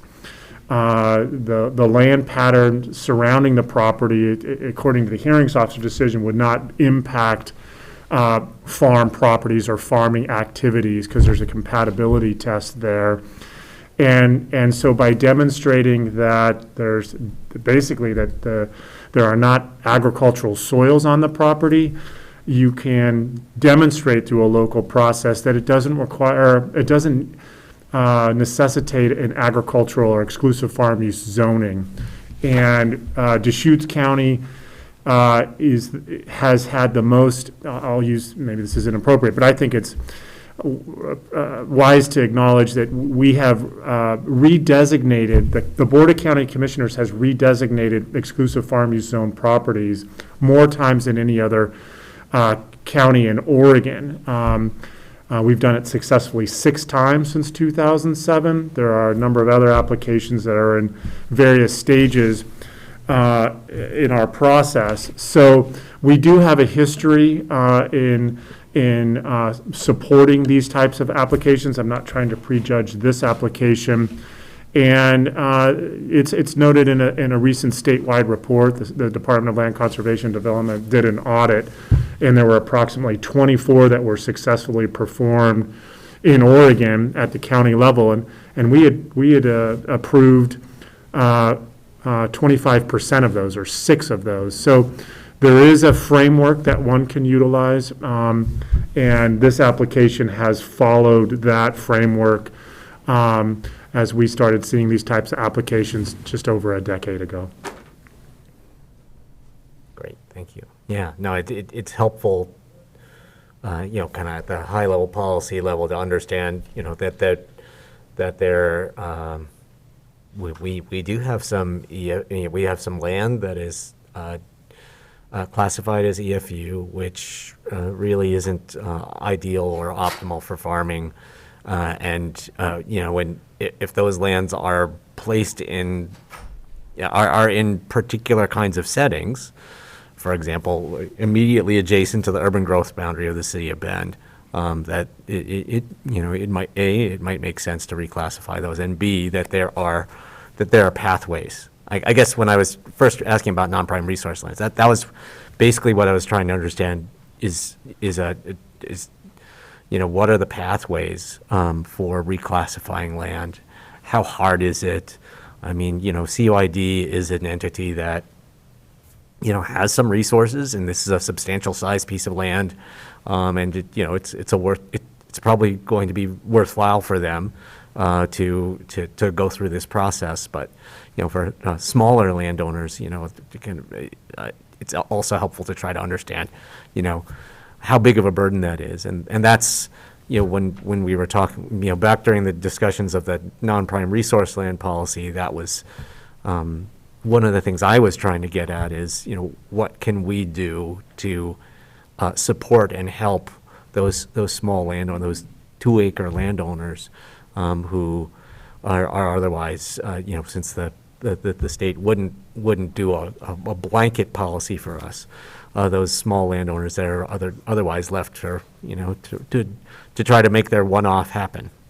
Yeah, and if I may, just 2 quick follow-up comments. One is it's important to emphasize that our comprehensive plan today acknowledges and supports these kinds of redesignations. And then secondly, I would offer that as the county commission fields inquiries about these opportunities, to please send them to the planning division. We're familiar with, we have six examples that have been acknowledged statewide. This is potentially a 7th. There are some lessons that can be learned. There are some frameworks that can be explored. One doesn't necessarily have to reinvent the wheel, but as Tarek noted, there's some obligations for hiring a soil scientist, and you have to do a traffic engineering analysis. Many retain land use professionals to get them through the process.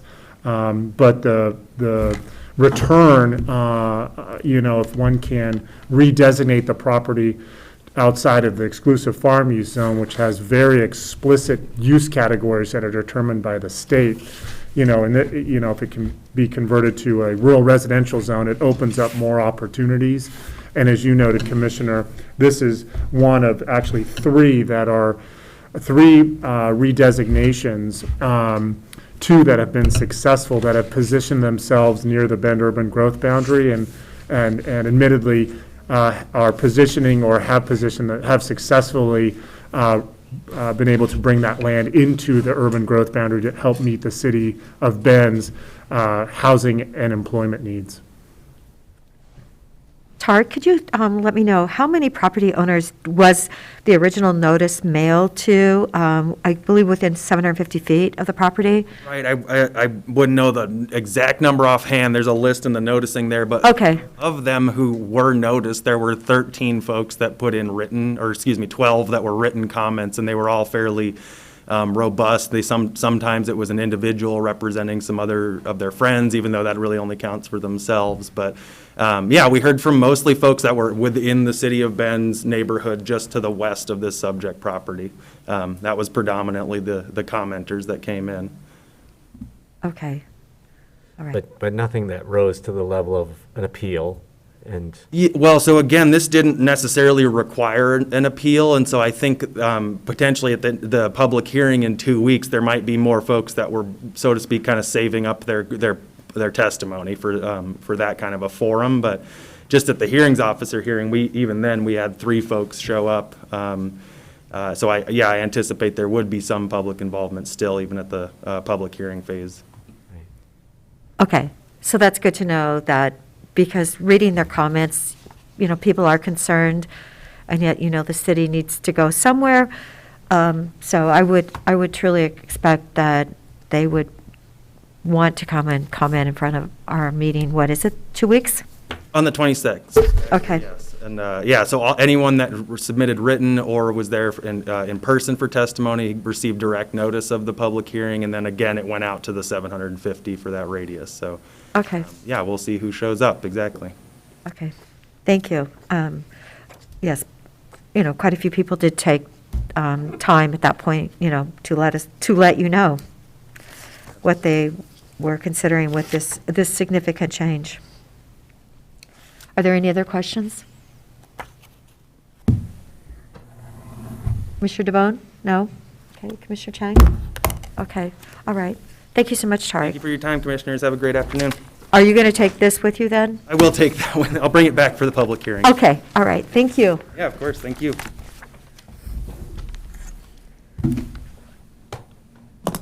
Okay, so now we have the transit room. Hey, man, you got it.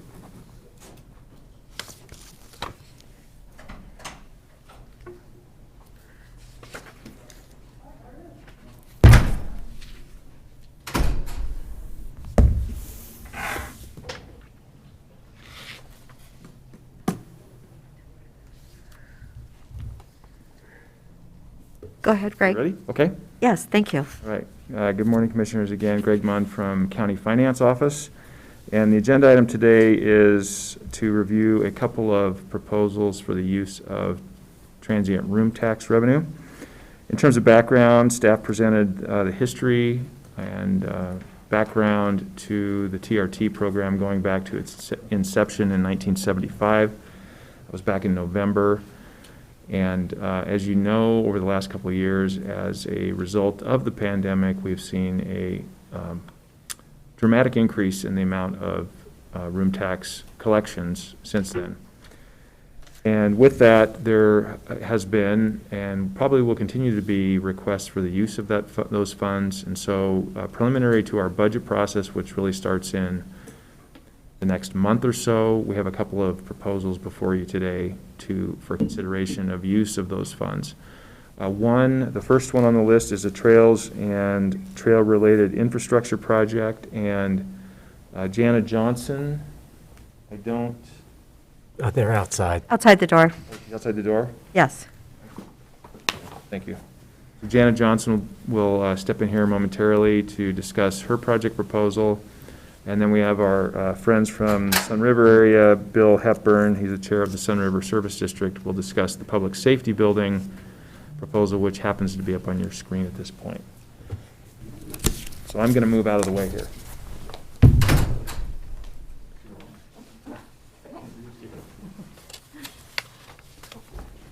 Good morning. Morning. So for visual presentation, do we have a? I have a stick. Yeah. Yep. Wrong one. I need access to my notes that are the presenter notes. Would it be possible? I could either set up my own computer to do that, or.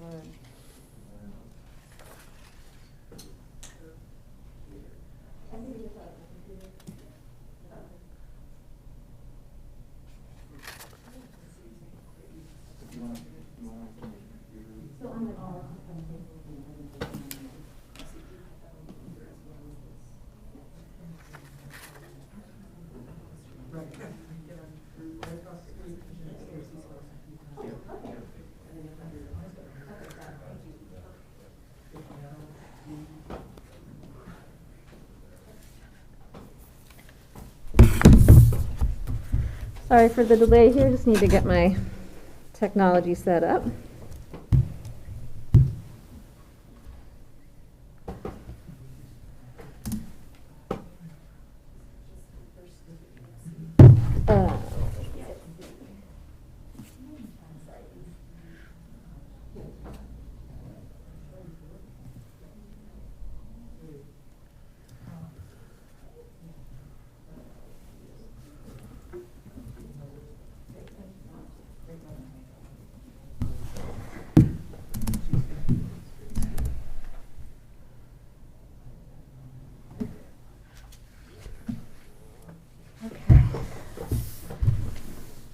And then to advance the slides, just arrow? Okay. All right. Good morning, Jana. Thank you for joining us. Thank you for having us. So thanks for granting us this time and opportunity to present our proposal to invest annually a portion of unallocated TRT funds into our trails. I'm Jana Johnson. I'm the coordinator for the Deschutes. Wait. Can you hear me okay? Yeah. Okay. I'm the coordinator for the Deschutes Trails Coalition, and with me here is Rika Ayotte, who is the chair of the DTC, and John Allen, who's also a member of our leadership committee.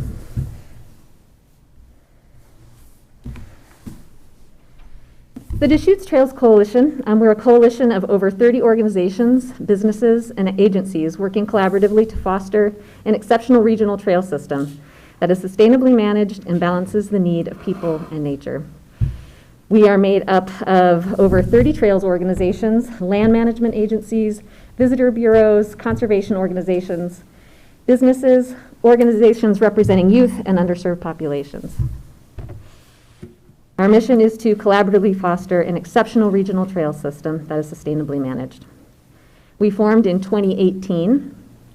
In that time, we have raised over $150,000 through our Dollar for Trails program, that through which we award funds through our small grants program to fund on-the-ground projects.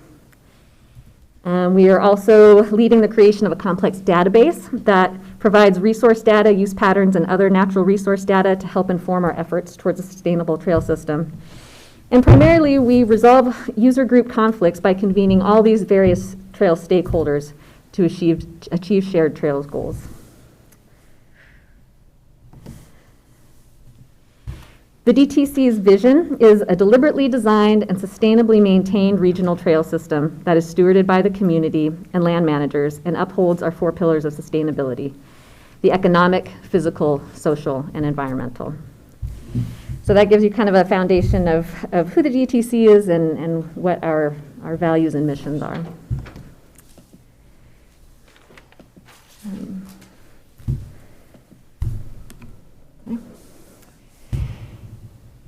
So why are we here today? Ultimately, we're here to ask the county to reinvest annually $1 million of unrestricted funds into trails and trail-related infrastructure across Deschutes County. A few key points I'd like to make before moving forward.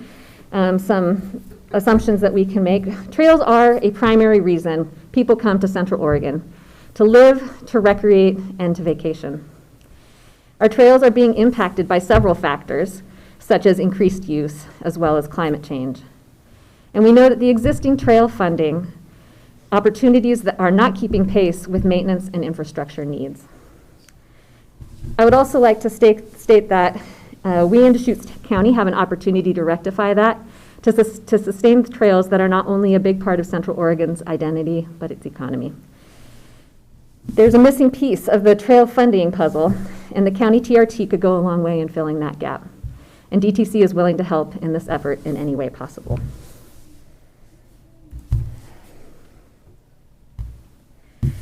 So we are all aware of the population growth that has happened in Deschutes County, and that is forecasted to continue. And with this growth, as applies to our trails, it translates to more use. And while it's a great thing to have so many people enjoying the trails and public lands, increased use often means increased impacts to our trails.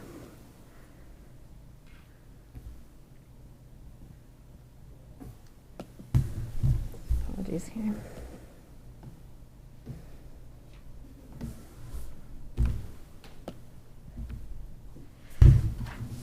So the data that you're seeing on this screen, this has come from a recent report titled The Economic and Social Importance of Deschutes National Forest Trails.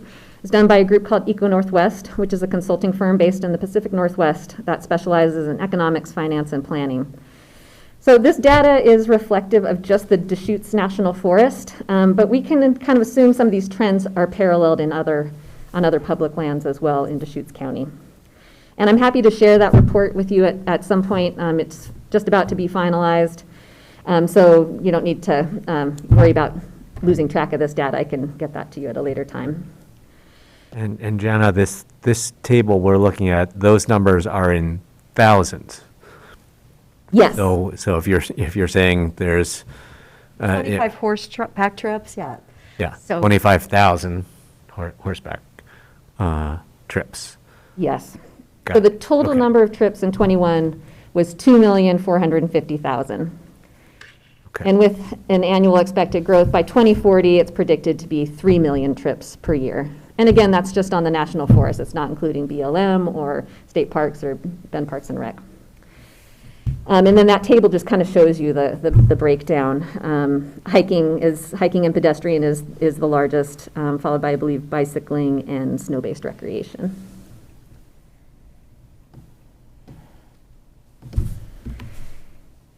So are trails a luxury or livelihood? We recognize that the Board of Commissioners is facing other compelling and competing needs that these TRT funds could support. On the surface, having recreational opportunities may seem like a luxury comparatively. And while it is a luxury to live in a place with these trail opportunities, their importance reaches well beyond an individual enjoying a day on the trails. This is also about livelihood, economic growth, and stability in Deschutes County. So next we will take a look at how trails support our local economy. So again, this is from the Deschutes National Forest alone. From that Eco Northwest report that I referenced, in 2021, somewhere between 136 million and 224 million were spent locally by trail users. And that range, it's based on the share of visitor expenses attributed to trail activities. 1,400 jobs were created, and 57 million in labor income that recirculates through the local community economy.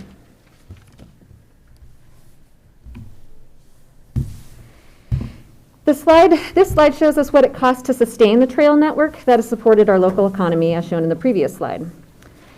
$1.8 million is the annual Deschutes National Forest Trails budget. This falls short of the annual funding needed to maintain trails and trail facilities in their current condition, regardless of whether their condition is good or poor. It's just the amount needed to maintain the status quo. Additionally, there's an estimated backlog of deferred maintenance for trails and trail facilities totaling $10.2 million. These costs have accrued over decades of limited funding that couldn't keep pace with maintenance and management needs.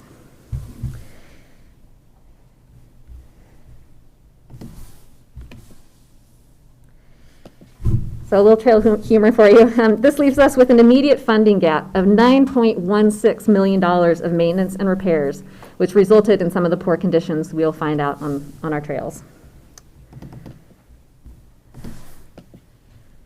Just a few examples. We see erosion and sedimentation, impacts to the riparian areas. We're seeing campsite proliferation, people camping in places that we've never seen them before over the last few years. Less native vegetation and soil stability, more ground disturbance, more instances of human waste and other garbage to manage and remove. People behaving in ways that compromise sustainability, such as incursions into the Bend watershed, which is closed to motorized use for our water quality. People parking right next to a no parking sign, creating impacts that weren't there before that take a really long time to regenerate. And then just poor recreation habits, that's the Cabin Butte area. Also, our infrastructure is aging. There are dozens of bridges across the National Forest alone that are aging out and need to be replaced, which are very logistically challenging and costly, as well as other aging infrastructure, such as numerous remote winter shelters, horse corrals, and kiosks.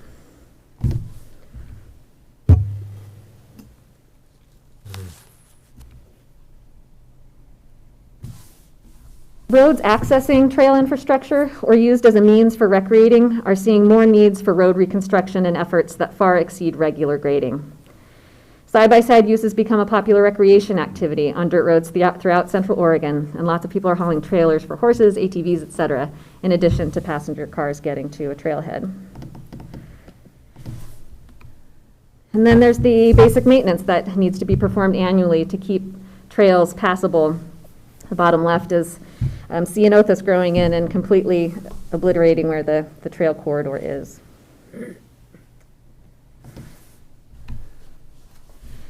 So there's a lot that goes into maintaining our trails, and we are so fortunate that our community cares. We have so many great volunteers in Central Oregon who volunteered over 42,000 hours in a year on the National Forest alone.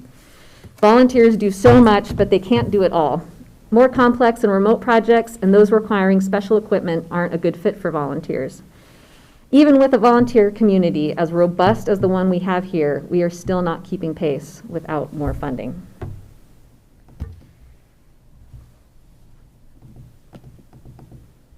Do you have a value of the 42,000 hours? I mean, does that at all, could that reduce the funding gap then? It definitely helps toward contributing towards that value. It doesn't close that gap. And in part, it's because of what I just mentioned, that there are certain things that the volunteers just can't do.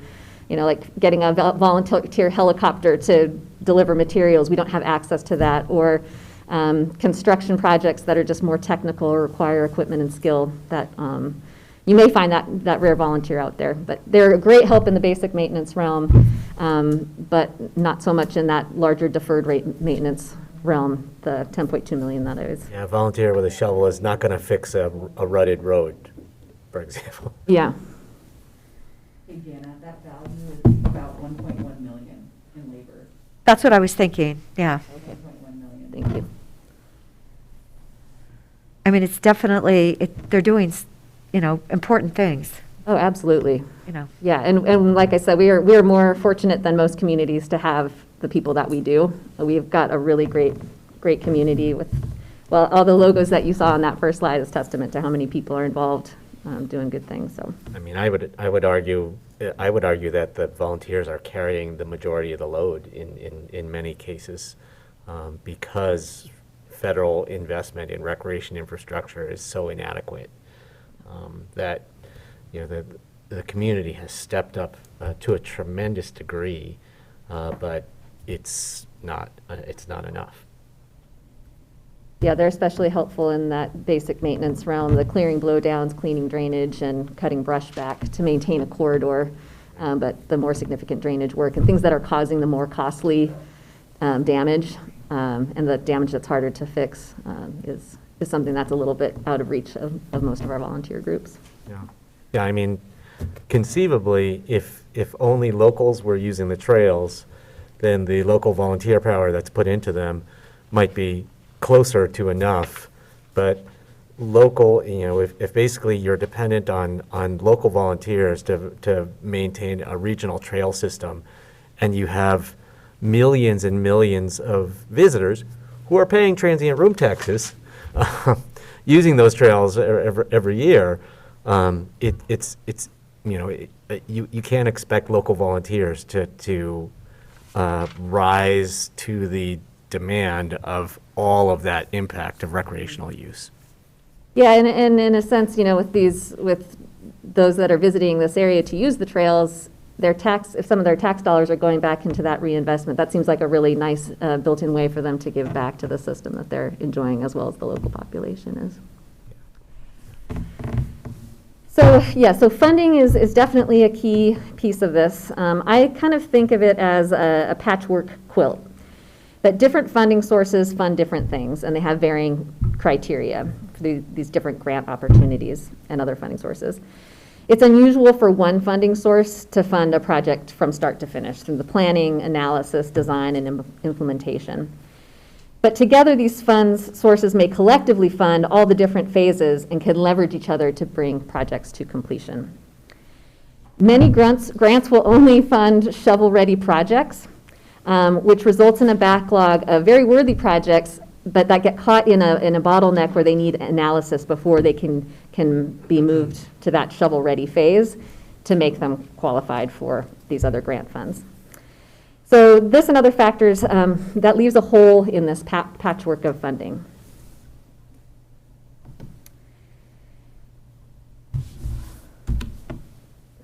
So what can the county do to help? We know that our trails are in need. We know that conditions are deteriorating, that there's substantial maintenance backlog, and that we don't currently have the financial resources to overcome this.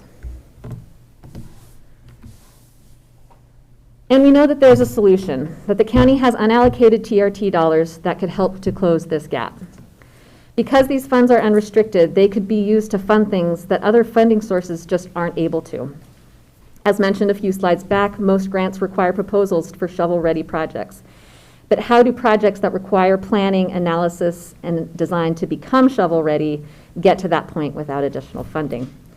This is one of the biggest bottlenecks that prevent more projects being eligible, aka shovel-ready, for a host of grant funds.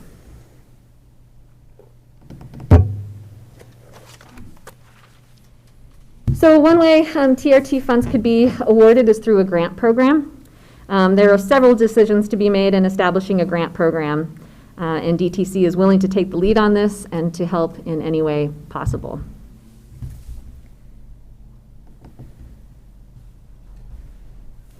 I think originally you said you'd raised like 150,000 since your inception in 2018, is that correct? Yes. With fundraising? Or It's through our Dollar for Trails program. So it's an opt-out program in play in some of our lodging establishments where a dollar gets added on. And each year we have a grant process that DTC is administered, somewhere between $30,000 and $60,000 a year, that go to sign projects or funding a trail training seminar, things like that. So through this program, through a grant-funded program, TRT funds could fund projects. There are many, many examples of those, but generally they fall into these few categories. And you might have seen this in the proposal as well.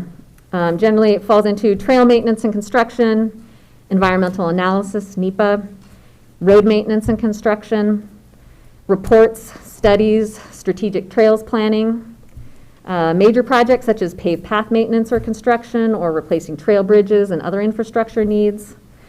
Thought it would be good to have a segment for minor projects in the $2,000 to $10,000 range, maybe up to a certain threshold like $40,000 a year, and then covering the administration costs of the grant. Bottom line is there's no shortage of great projects that could be revived by the county with these funds. Jan, a couple questions. Would trailheads fall under road maintenance reconstruction? So, a trailhead is basically a parking lot at the end of a trail. For example, Commissioner DeBone recently was discussing with us a project in Lapine where, I think it was an OHV trail system that they needed a trailhead for, and so I'm wondering whether trailheads would be considered as part of this package as well, trailhead investments. Yes. So that was one thing I wanted to ask about.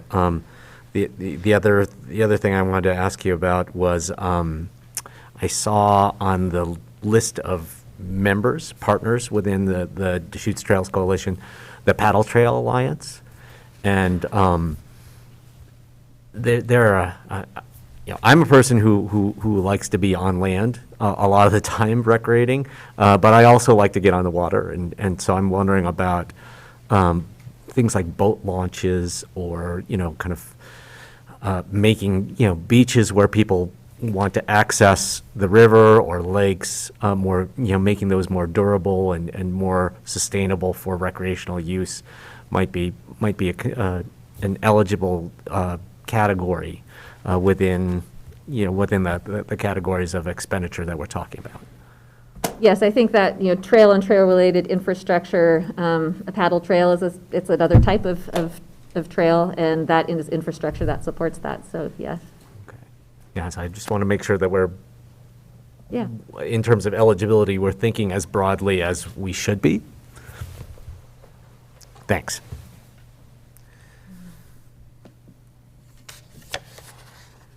So the next steps, there's obviously some decisions that the county needs to make, and several steps needed to create a program if that were the direction we choose to go. And DTC is here to help craft a program that fits the county's needs. It's worth noting that these TRT funds are generated by tourists, and by reinvesting them in our trails, that benefits not only our visitors, but also the residents of Deschutes County. The trails need the county's help, and we hope that you will support us. Thanks very much for your time, and we are available for any questions or further discussion. So I have a question. So this is Commissioner DeBone. The Trails Coalition is a group of all the organizations, and I'm just wondering what's the relationship back to the Forest Service itself. So we're talking about the Deschutes National Forest, an entity owned by the people, run by the Forest Service, and they're going to give approvals for any project. So, this list that you're showing us and these ideas, is that the list the Forest Service is working with, or are these is each one an application to the Forest Service? And is the Forest Service at the table, I guess? And I know John's in the room too, so he can help with this. My thought is maybe we should just give the Forest Service X amount of dollars, and then they can go do this grant program too, maybe. We have a support letter from Holly Jukes in our packet. Yeah, so we definitely have a strong relationship with the Forest Service. BLM is also part of our coalition, as well as we've been in touch with Ben Parks and Rec and have connections with Oregon State Parks. So we are definitely very much in contact with these agencies, and it's critical to have that relationship and that conduit, knowing that all these, much of the projects that are happening on public land are through these agencies. We need their support, and we have regular dialogue and communication. So we're well versed in the need. They've been very responsive in terms of coming up with project lists. I think coming out of this grant opportunity, that relationship will be very important to continue to lean on that and to figure out, kind of in that patchwork quilt idea again, which pieces can be moved forward. Can we contract NEPA on behalf of the Forest Service with these funds to then get projects to a shovel-ready place? And I know that's something that we've talked about that, they're currently doing some form of that from time to time, sometimes hybrid NEPA of contracting some of it out and doing some of it in-house. So there's a good relationship, good dialogue, and I trust that we would continue to work with them very well to move these various projects forward. Well, and I'm just thinking through the approval process, So, if Forest Service land managers are trying to just guide, more horses and less ATVs or whatever, I'm not trying to push a button there. I'm just saying, if there's a policy decision to be made, but the Trail Coalition has critical mass and money on some project, is there, what does that relationship look like? Or, does the Forest Service always have veto opportunity, or not even starting a project opportunity? I just worry that, some interests might go way down a path like, man, this is the greatest thing since sliced bread. And then the Forest Service is like, well, this doesn't fit into what we wanted to see out here. That relationship. Yeah, I mean, I think the Forest Service has relied on the DTC to convene those conversations with this diversity of trail user groups so that we can kind of speak as a unified voice. Like, this is what the trails community wants. And we've vetted that. We've talked with the equestrians, the ATV users, the snowmobile users, the hikers, the bikers. And through that dialogue, we come to a place where we feel like we have a really solid understanding of what our unified trails voice is. And we have very regular meetings with the Forest Service. I meet with them monthly. They're also coming to our monthly meetings. So they're very much aware of what's happening, and there's a respectful relationship there. There's an understanding we all need to collaborate together if we're going to be successful in this. If I could say a couple things about this. First off, I would not expect all of the funds that the county allocated, all of the TRT funds that the county allocated to this program to go into Forest Service projects. They might be spent on projects on the BLM. They might be spent on park and rec district projects, private landowners, canal conversions. As a number of our irrigation districts bury pipes. Put pipes in canal right-of-ways. There's some really exciting opportunities to create trails in those locations as well. So that would be one reason not to kind of restrict ourselves by trying to make this a Forest Service specific program. The other thing that I think is really important to think about is that when I said that that community volunteer organizations are really carrying the weight on making a lot of this stuff happen, I really mean that. You look at a great example, the Central Oregon Trail Alliance, CODA, the mountain bike folks, their South Deschutes County chapter, they are the ones who are going out on the landscape, envisioning trail routes, then talking to the Forest Service, then marshaling the human and financial resources that are needed to build that trail, then maintaining it, and also spending some time riding on the trail too. But I mean, the roles of those volunteer trail groups that Jana showed on her first slide, I mean, are huge. And in some ways, the Forest Service is kind of like the wallflower that's waiting for someone to ask them, come and ask them to dance. That's kind of, I would describe the dynamic that we see in our community than the Forest Service really leading and driving the process as much. And that's just in part because of the insufficient resources that they have.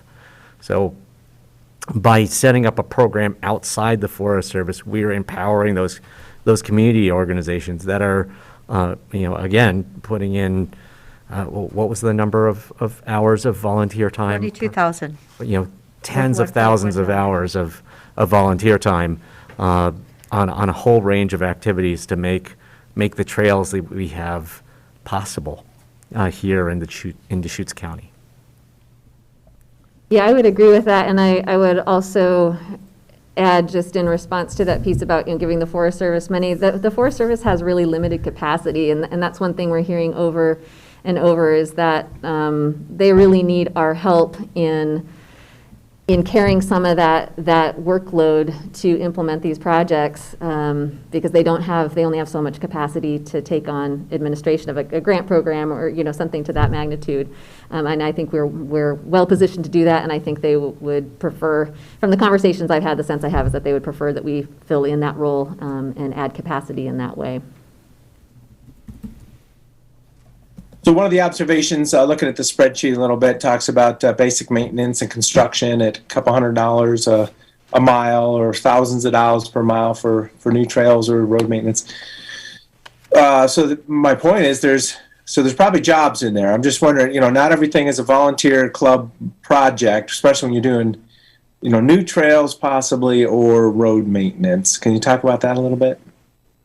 Jobs I'm referring to, construction, subcontractors.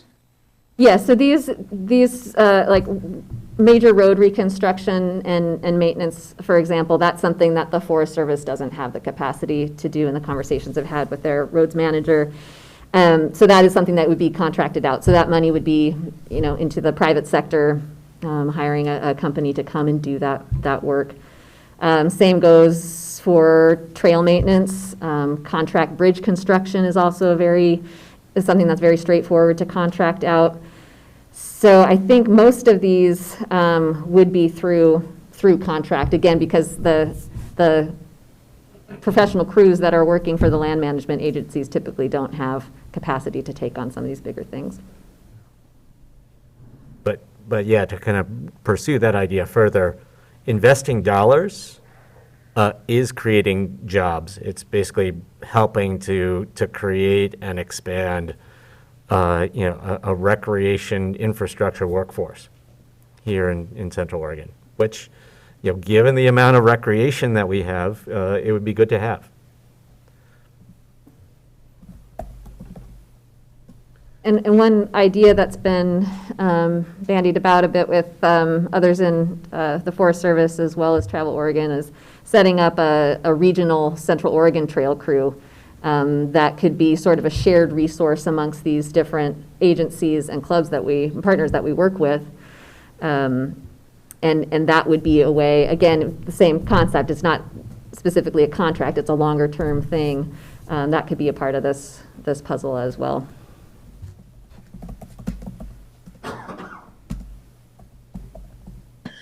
So then one question about the administration dollars, talks about $20,000 to $40,000. Is that so that's the Deschutes Trails Coalition administration? Is that your position? Is that Yes. current job or is that a job?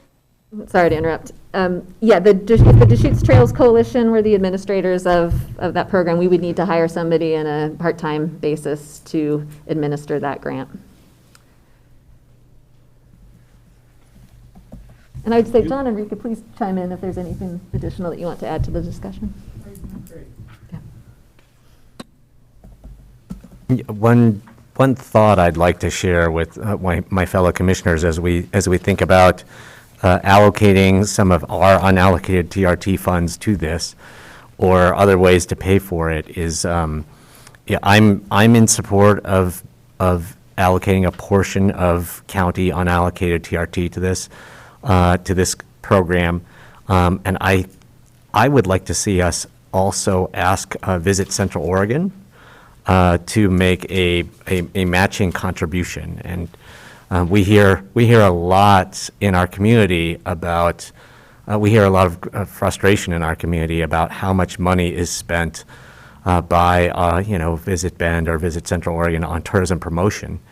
And the dollars that they receive, the TRT dollars that those entities receive, are much more restricted than our dollars. But one of the things that they are allowed to spend their dollars on is tourism-related facilities. And I would certainly argue that, trails, boat launches, trailheads, access roads are tourism-related facilities that are heavily, heavily used by tourists. So if we, we could come up with like a 2-to-1 or 4-to-1 type ratio, and I would suggest that the county cover the bulk out of our unallocated TRT, but that we challenge Visit Central Oregon to match those dollars, and then that also helps to address some of the concerns and complaints in our community about spending too much on tourism promotion, because if you take $100,000 or $250,000 a year and you spend it on tourism-related facilities instead, then it keeps more of a cap on tourism promotion expenditures. So you're referring to Central Oregon Visitors Association, our contracted destination marketing organization, or the City of Bend? I would say visit Central Oregon. Because Which is Central Oregon Visitors Association. Visit Bend has already created a program like this. Yeah, just making sure I understood what you're saying there. So that's under us. That's the county's agreement. It's documented in place, that proportion. So there's a conversation there, but I think we could drive it also. It's not asking. We're in the driver's seat of something like that. Okay, well, yeah, I'm not the commissioner that serves on the board of Visit Central Oregon, so I don't have a good sense of the relationship dynamics there, but. Well, so cutting to it, I'm supportive. Let's do something. If is this amount the correct amount that's being asked for, and then also what are we going to do year after year? Is it going to be part of an annual budget process? Because we're definitely seeing big numbers in this domain right now: overnight lodging, transient room tax creation, past expectations. But it may not always be like that. It may change around at some time. So then there's a downhill side to it. So. Yeah, figuring out a supportable amount, and then also kind of putting direction to, or at least vision to, what we might do in future years. So I do serve on that board, and Greg, that was mentioned in our conversation about, yes, it seems like we spend so much money inviting people to come here, and then they don't even follow the rules, right? So we have to then have videos how to properly, walk through the trail so you don't destroy it. It's always, it's a catch. But when, Jana, you were saying that only the federal government spends $1 million in maintenance a year here in Deschutes County? Is that 1.08? 1.08 is the Deschutes National Forest Their budget? budget for trail and trail-related facilities. Okay, and so that we have this 9 million that's accumulating every year that's not getting done. Yes, exactly. Deferred maintenance backlog gets bigger and bigger. Right, I get that.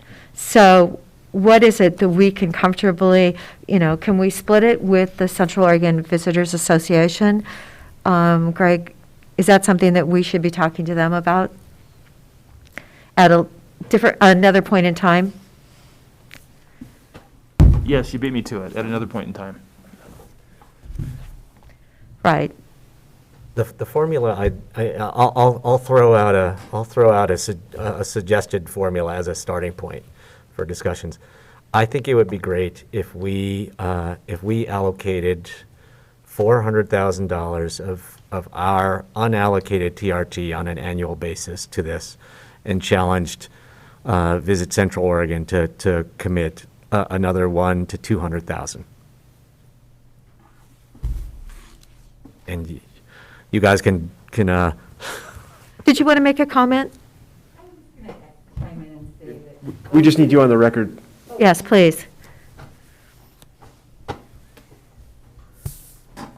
Apologies, I'm Rika Ayat, the chair of the Trails Coalition, and just wanted to acknowledge that both Visit Bend and Visit Central Oregon have been supporters of the Trails Coalition since its inception, and actually have partnered with us annually to help fund our coordinator position for the past 5 years. And so we have that relationship, and they've been really supportive of our work. And so I would encourage this conversation to continue, and how we can continue to partner. So how much have they contributed, though? Well, it's not 200,000. It's about 15K a year each towards Okay. our coordinator position. And I believe for Visit Central Oregon, that comes out of the RCTP program funds that they're getting from Travel Oregon, and then those come through Visit Central Oregon to the Trails Coalition. Okay, so we're definitely asking for more than that. Yes, that'd be great. Okay, thank you. Yeah. So for a starting point for our negotiations with Visit Central Oregon, how does that sound?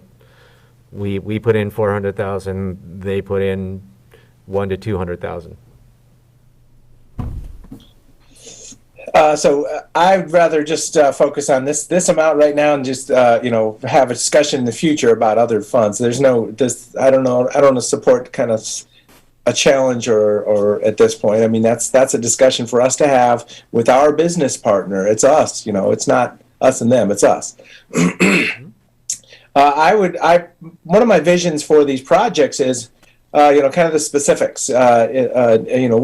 What trail reconstruction, what crews, which parking lot. I like this idea. Let's go do it. So I don't mind coming up with an amount of money, and I'd just like to see the list of projects as they're happening. Just a quarterly update or at least annual update where this is what we think we're going to do this year, and this is what we did last year. So and I don't mind getting to the $600,000 level out of our current funds.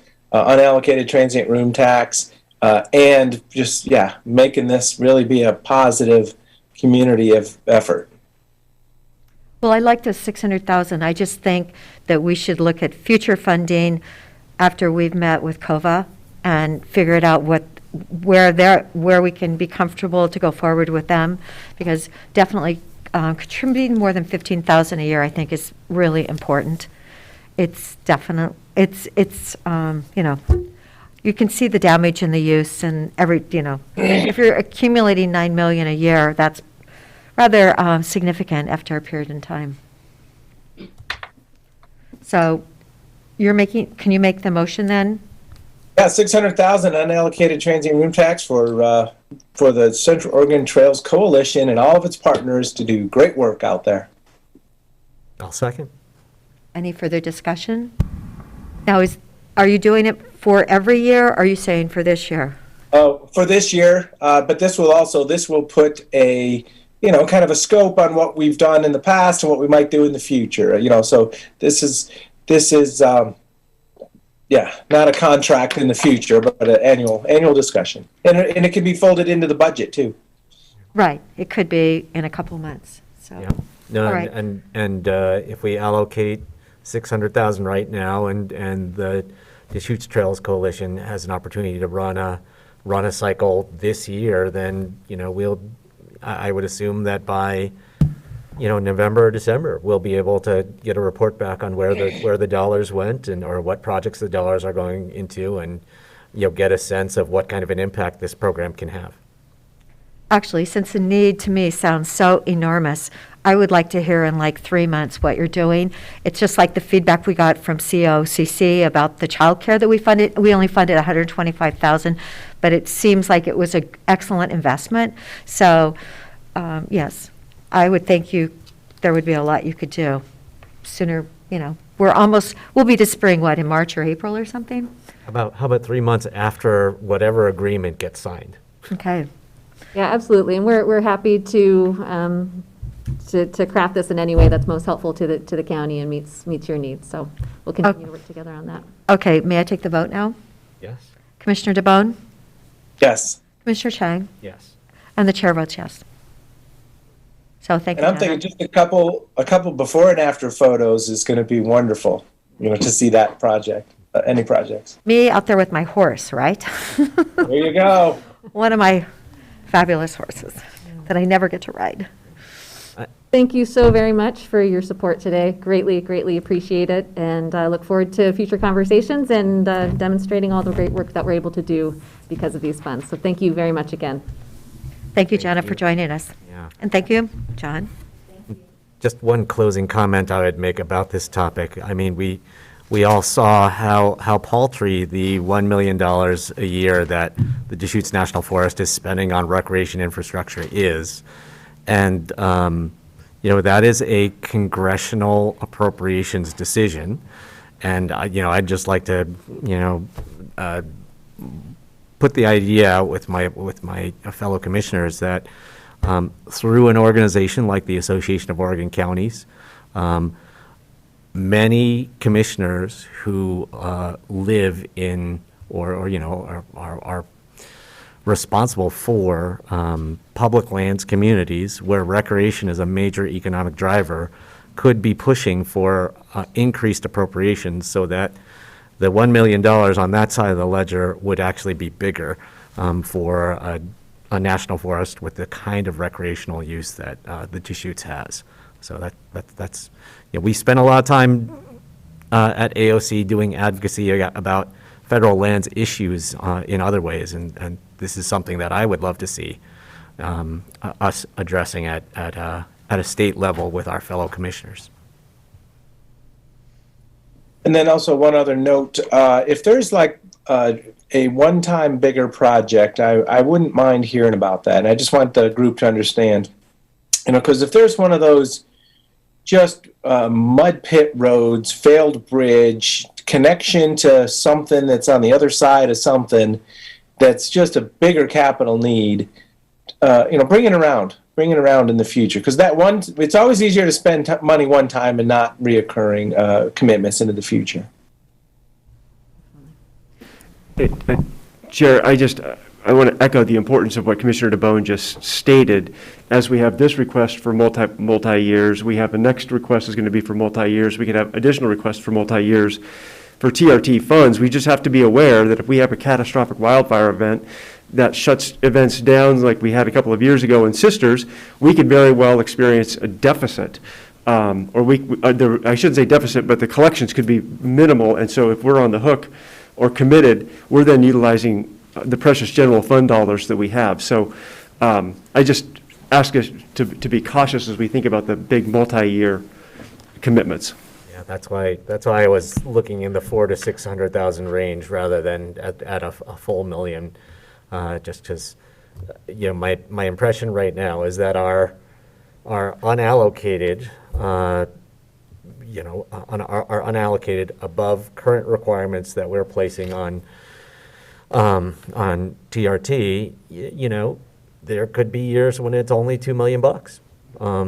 This year it's going to be $4 million, maybe, but there could be years where it's only $2 million, and I wouldn't want to promise half of that, right at this moment. And I want to thank you, Nick, for making that statement. Conservative accounting is always our goal. And I think that's important to remember, that if there is a fire or if we have smoke for July and August, remember how awful that was a couple years ago? It can be really, decimating to our tourist season. So let's hope, even though it seems like it's going all year round now. Great. Well, thank you, Nick. Okay. Thank you very much. Thank you. Okay, moving right along, I want to introduce Bill Hepburn. He's the chair of the Sun River Service District, and he's going to talk to you about a new public safety building project in Sun River.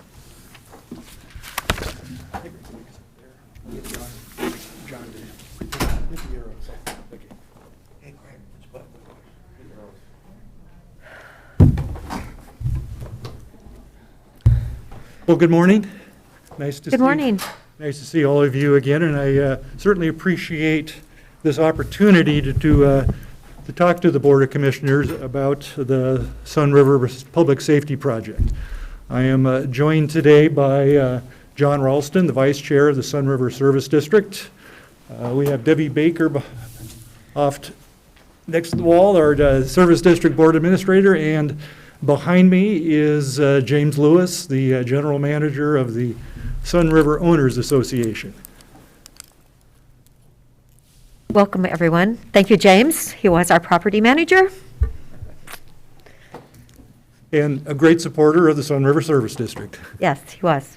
So, an updated Sun River Public Safety Building is required to meet the current and future needs of Sun River and the surrounding communities. Our existing facilities right now do not meet industry or safety standards required for professional police and fire departments.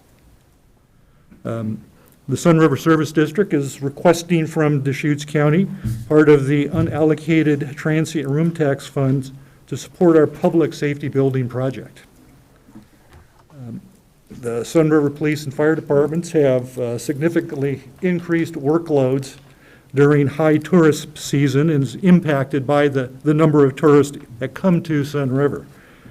The summer population can peak up to 20,000 people during the summer, necessitating a greater level of service than it would be necessary to serve the year-round residents in Sun River, which is around 1,200.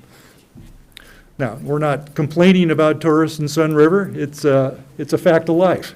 And in fact, the tourism in Sun River is what makes Sun River Sun River. It's So it's just something we expect and deal with. The current police and fire facilities do not meet the code requirement for an essential facility, nor the National Fire Protection Association standards for best practices. The police facility, which is located in an office space next to the SROA administration building, it is built as an office space and results in inefficiencies and unsafe conditions. DUI and other infractions must be processed in Bend, causing police officers to be out of Sun River for extended periods of time. The fire station no longer meets industry and safety standards regarding equipment storage, decontamination, and living areas. And also, the new facility would be available for Deschutes County Sheriff use, Deschutes County Emergency Management use, as a potential backup EOC or command post for a large incident in the South County. So it's not just exclusively a Sun River facility. Now, the cost of the project is estimated to be $16 to $18 million. Now, that includes all soft costs also, so that would be the total cost of construction. Not in that 16 to 18 million is building acquisition. Now, the Sun River Owners Association currently owns the fire station. But with discussions with SROA, they've agreed to transfer ownership of the building to the service district for a very nominal fee. So that's, and we've had the building evaluated, and it's estimated to be worth $2.4 million, so a significant contribution to the project from the Owners Association. Now, in addition, Will that building be torn down? No. The current fire station will be remodeled, and it would be added on to it to include the police facilities. So police facilities and the service district offices. So instead of police and fire being in two separate buildings, they'll be in one. I did bring the plans that you gave us last month. Okay, So great. I just, I was thinking, okay, that's good to know that you're remodeling it and you're working it in. Sometimes that work. We did analysis of a new building versus a remodel, and the remodel at the current location is far more cost-effective than a brand-new building somewhere else, even the brand-new building at the current location. Okay, good. It's nice to hear the word cost-effective. We're trying. At the same time, the service district will be investing $3 million from our reserves.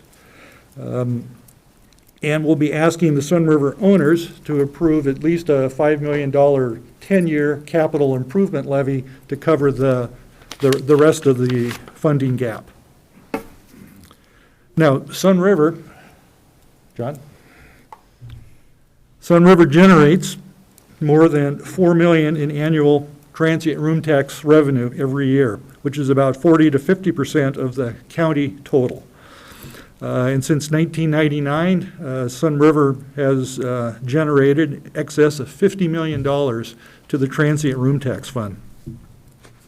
Now, the transient room tax has been used very effectively to promote tourism.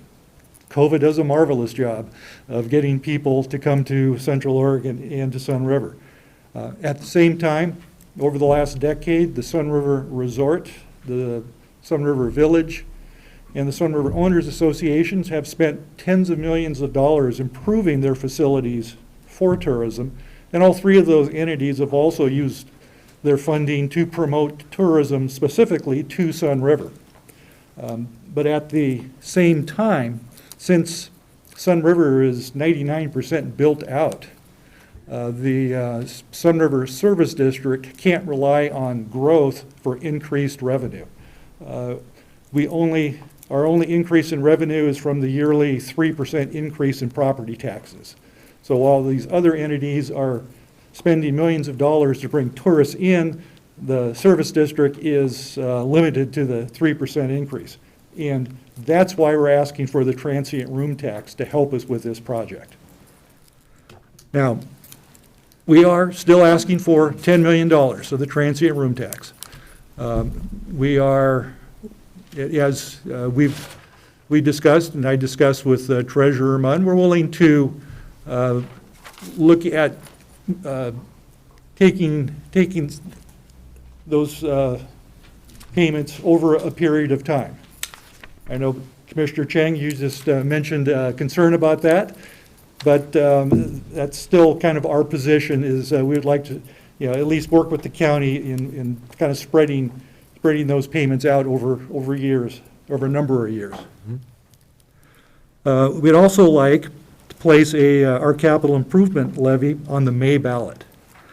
In order to do that, the Board of Commissioners have to decide by February 9th whether to allow that to occur.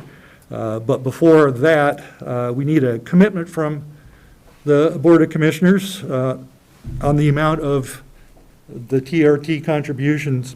It's one of the main variables that we have to determine to establish the levy amount for the project. So it is a quick turnaround, I admit. And finally, the Sun River Police and Fire Departments are critically important in protecting the residents and visitors to Deschutes County. We need an updated facility that will meet the current and future public safety needs for the next 30 to 50 years. The support of Deschutes County is required and vitally important to make this necessary project a reality. So again, thank you for your time and attention, and we're certainly willing to answer any questions you might have. John, did you want to add anything? No, I think Bill's pretty much covered it. One point you made about the fact that we are renovating the existing facility brings the dollar per square foot cost down significantly. To recycle an older building, repurpose it to meet the needs of the fire department, and then add the police station to that so that we can share facilities for additional savings and inspire cooperation between the two departments as well. I know, I think your community, the police and the sheriffs have been so patient in this project, and the fact that you don't even have covered parking for your cars. And I think when we were down there last month, there was a lot of snow on the ground. There was like a foot of snow on the ground. So truly, you've been very patient. And the snowfall was timely, so we've included a picture of a snow-covered police car, and that's kind of the fact of life with the police department is. And also being that we grow from 1,200 to 20,000 in the summers, that's 20,000 people from all over the world, and they bring with them their baggage and their issues. And so we're dealing with some major crime issues that I won't go into in detail, but we need real facilities, real holding facilities, real interview facilities, real decontamination facilities, to be able to accommodate the tourist load that comes in. And as mentioned earlier in this meeting, Lapine Fire is struggling to keep up with demand. Like I said, they're trying hard, but they're doing their best. But there's a lot of Airbnbs, a lot of verbos in the South County now that impacts Lapine, and Sun River Fire is responding all the time into the Lapine area to help out Lapine. So it's not just a within the fence of Sun River issue. It's a South County issue that Sun River Police and Fire actually deal with on almost a daily basis. Debbie, was there anything that you wanted to add to the comments? We're good. Okay. Just wanted to acknowledge that I know you've been part of the team. Yeah. I wanted to ask about the $5 million 10-year levy that you are proposing as part of your overall funding package. Do you have a sense yet of what kind of terms you're going to get for for that financing? Well, you mean for the public, the bank financing we would go after? Yes. Yes. And part of the reason the service district wants to take possession of the fire station is that we're eligible then for tax exempt loans from public lenders. So that reduces the interest rate considerably we're talking anywhere from 1.5 to 2.5% interest rate. Great. That's great. And part of the reason why we want to be able to move swiftly is we want to be able to hold those interest rates because it looks like rates may be going up, construction costs are going up. The sooner we can get shovel-ready, get in the ground, the more we're going to be able to realize those savings. And as you've seen from our plans, it's getting to be shovel-ready is a phone call away to our architects. So we're ready to go as soon as funding has been secured. So if you had to go to a larger number, 8 million, or something like that, for financing, would you still have access to those pretty favorable rates? We would. The challenge then, as all of you know, the higher the levy amount you give to voters, the chances of passage always goes down, and that's always the roll of the dice you take. So that's kind of where that's the point of view where we're coming from. As of right now, we've done a number of outreach exercises with the public in person, on Zoom. We've already had at least 4 tours, public tours of the police and fire facility. We've had an article since July every month in the Sun River Scene about this project, so we're building momentum for it. Right now, keep our fingers crossed and knock on any available wood. There's really been no vocal opposition to the project. So we think we're in a good place right now to keep this momentum going and get this project to fruition. Yeah. And when you've done this outreach, have you been throwing out specific dollar numbers or speaking in more general terms with people? We've been giving ranges because right now we're not able to give a specific dollar amount. We're giving ranges, the 16 to 18 million in construction costs. We've given out levy costs depending on the amount from 36 cents per thousand up to, I believe, 56 cents per thousand.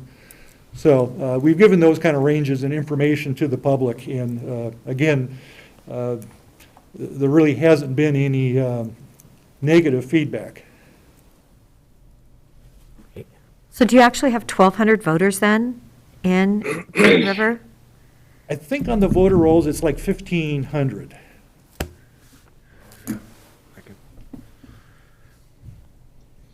So I like the idea of proceeding, being a partner in this, making a commitment, getting this, built. I mean, it'd be a great facility for a growing area, referring to the whole dynamic of COVID, and second homes are turning into primary homes, plus the Vacasa vacation homes are expanding. So it's time to really invest. And then, as I say, as a board of commissioners, we'd be the ones voting to get this to a ballot also. So we're on both fronts on this one, that's for sure. I haven't seen any negative response. A lot of people know it's out there, and it'd be a commitment to those voters also, commitment by the voters to make that choice. If I'll throw a number out, I'm thinking maybe the $8 million is the number for Deschutes County, which is, from this unallocated transient room tax fund this year and next year, and the next year is fine, or however we might want to do it. But then that gives us, the balance of that is a $7 million ask to the residents and voters in the area. And I did find it fascinating. Mike Myers said that Sun River actually had contributed 2/3 to our TRT when he was the administrator. And in 2019, when I became a commissioner, I'd ask, and it was over 51%. So the number you used today, that 40%, I feel that is extremely fair for your region's contribution to our TRT. Yeah, I know it's more than 40% since then. I was going to throw out a starting number more like 6 or 7 million, but I'm also very supportive of moving forward with this year investment and a commitment of future years. Well, I'm supportive of the 8 million just because I think you look at that historical contribution from Sun River, and I feel like definitely it's time. You've been more than patient. It's time for the county to step up. And remember, Little Harper Bridge was on our county plan since 2012, and we finally got that done in 19, and hopefully it's going to be okay in 22. So I'm happy with the 8 million. I don't know if that's a motion. And is there an allocation that we need to determine today, Greg? If we're saying 8, do we have to do it per year? How is that best set up so that we're really clear on how we're financing our portion? I think so, because I don't think we have 8 Right. million in the balance this year, so that will be the important discussion, is to have what that looks like over the course of 2 to 3 years. And we'll then need to coordinate with the district to find out when to authorize putting this on the ballot, if that's the intent of the board and of the district. I mean, can we do 3 this year and then 2? But Yeah. we could propose a 4, 2, and 2. But I don't know if we have 4 this year, do we not? That's what I just want to confirm with Greg, is what the Yeah. balance is this year after We've the got- commitments. We can do 4 this year. But we can, just okay. did 600,000, We can start next fiscal year. I see. okay? And I mean, we came into this fiscal year with, I believe, somewhere in the range of 6, 6 of unallocated that we were holding. So, I'm pretty confident we could do 4. And 4, 2, and 2 then. Okay, just want to be clear. All right. Commissioner other- DeBonne, do you want to make the motion? Other dollars that might be in that fund, I think of as, we probably need to start to focus on ourselves and the courthouse project too. So in the next few years, let's think, and I'm just offering this now, we don't have to make a decision, but capital, and X amount out of that fund for our courthouse project in the future. So just an idea I wanted to put out there. But with that, I'll move $8 million from unallocated transient room tax, $4 million first time around, and then so I guess it's a commitment to future years. So however we want to say that, $8 million is going to be the total. And Greg and Dave, is there, we can legally structure that so that we make future year commitments? Yeah, there's a process whereby we can address those future installments in the grant document that we'll generate. It's not unlike what we have with COVA, ensuring them money in future years as well. So it'll take a little bit of work putting something together on that, but we will, I guess for some clarity's sake. So the 4 million would come out of current year budget or budget beginning July 1? July 1? I want it. So the budget that begins this next July 1, and then 2 million the following 2 years. Okay. And I support that. So with that, I'll second the motion. Any further discussion? Mr. DeBonne? Yes. Mr. Chang? Yes? And the chair votes yes. Well, on behalf of the Sun River homeowners, I want to thank all of you for this great collaboration. Thank you very much. Thank you exciting. for taking care of this public safety of your community. Right. And working together and getting your costs down as much as you can, but, your patience has been to be commended. Thank you very much.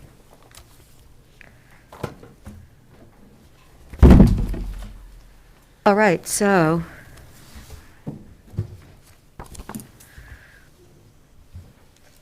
let's see, who's going to be leading this little project? Okay, Lee.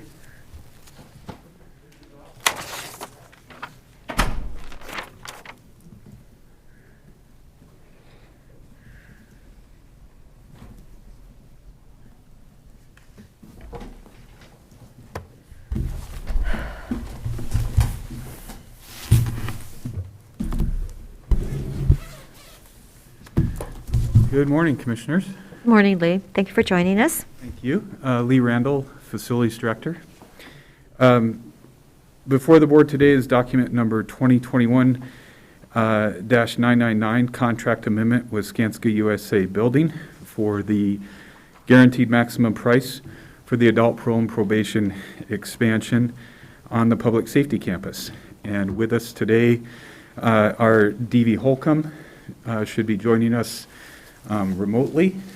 And in fact, could you go ahead and text Bob? There she is. All right. There we go. And then Bob Morrow with Skanska USA Building will be joining us online as well here in a minute or so. And then with us in person, we have Chad Young, Project Manager for Skanska, and Jacob Struck, Superintendent. So for our discussion today, D.V. Holcomb and I will provide a few background remarks, and then Chad Young and Jacob Struck will provide a summary of the GMP amendment, and then we'll have time for any questions that you may have. So beginning with the beginning of the project, it began in 2018 with the development of the Public Safety Campus Master Plan, and there were 3 building projects that, along with parking expansion, that were part of the plan. The centerpiece was the relocation of parole and probation staff and the community service program from the former programs building to allow it to be remodeled for the stabilization center. Construction of the stabilization center and the community service shop are now complete, and the construction of the adult parole and probation expansion is really the final piece of the 2018 plan. It will provide needed space for the parole and probation staff, as well as allow them to operate out of a single facility on the public safety campus.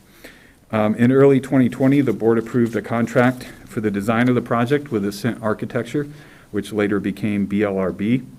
And then in April of 2020, the board approved a CMGC contract with Skanska.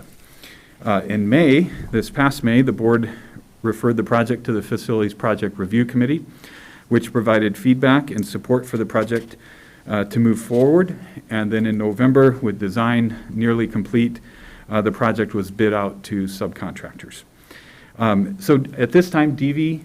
Holcomb, Community Justice Director, will provide some background from her perspective. Thank you, Lee. Good morning, everybody. It's still 2 minutes till it's afternoon. It's nice to be here. Thank you so much.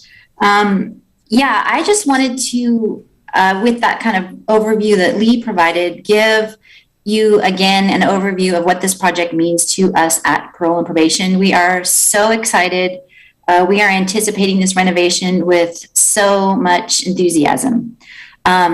With the relocation of our staff from what is now the Stabilization Center, we are kind of tightly squeezed into the Bend main building where this renovation will take place.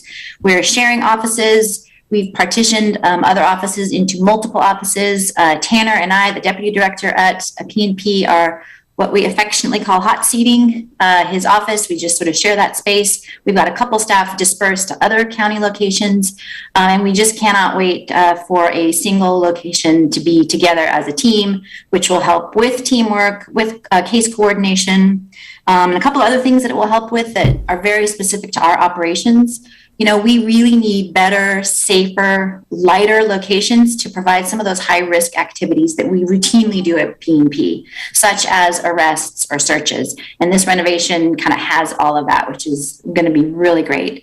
Another thing that we are unable to provide right now, and because of the pandemic, it's not an urgent issue, but as the pandemic winds down and we can return to in-person group activities, we will be able to conduct group activities again with our clients. Again, if we were able to do so due to the pandemic, we would still not be able to do so because we have no more space big enough to allow for group activity. Kind of associated with that, the project is also going to give us back one room where all staff can actually fit in one space together for a staff meeting.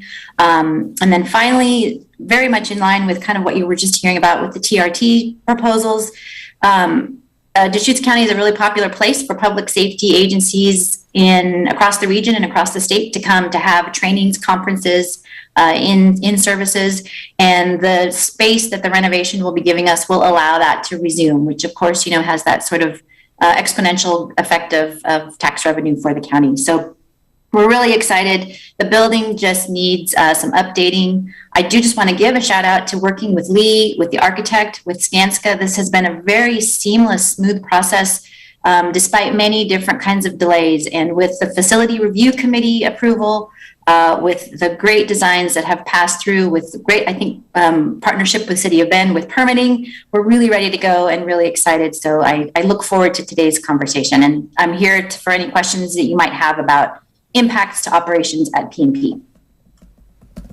Devi, I just thought it was interesting to use the word about remodeling, and you were excited. And I'm thinking of all the people I know that remodeled, and it always wasn't that exciting.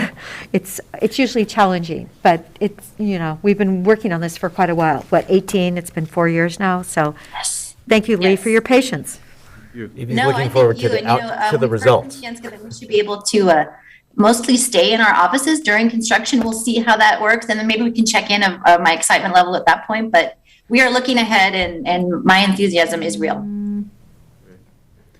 Well, thank you, Devi. And we do have Jacob and Chad from Skanska here today, and they'll go ahead and provide an overview of the project and the GMP process that kind of brings us to today.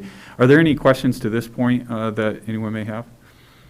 Okay, well, I will turn it over to them to introduce themselves, and then we also have the project executive, Bob Morrow, who is joining us via Zoom. So I'll let you gentlemen introduce yourselves. Yeah, I'll start it off. Jacob Struck, Skanska USA Building. I'm the project superintendent. I've been part of this project since the very beginning for the last 2 years, and really working with the design team, coming up with a building that is constructible and that meets the budget. So we've been working hand in hand with Ascent, BLRB, and making sure we get off to the right path budget-wise, and that the details and the building meet what PMP needs.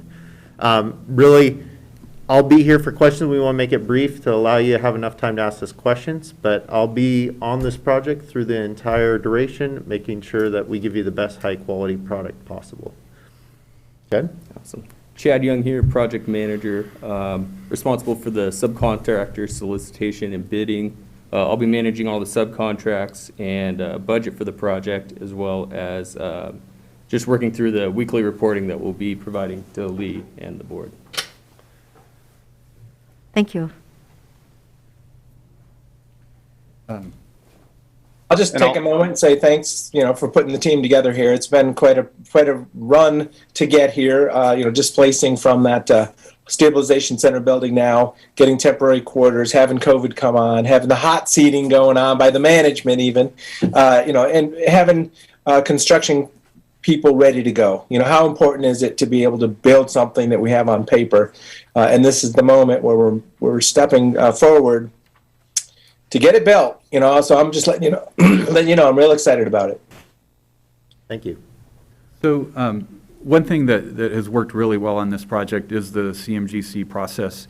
And I think Chad has some information that he can share related to how that's worked with local contractors and subcontractors being involved in kind of the local aspect of the project. Yeah, we've been doing business here for close to 20 years. This project, we competitively bid every scope of work underneath us, posted the plans to all the plan centers so that everybody that is looking for these types of projects has it available. And then we hand reached out to close to 300 local trade partners that we've worked with over the years. Great turnout in bidding, a lot of good competitive numbers.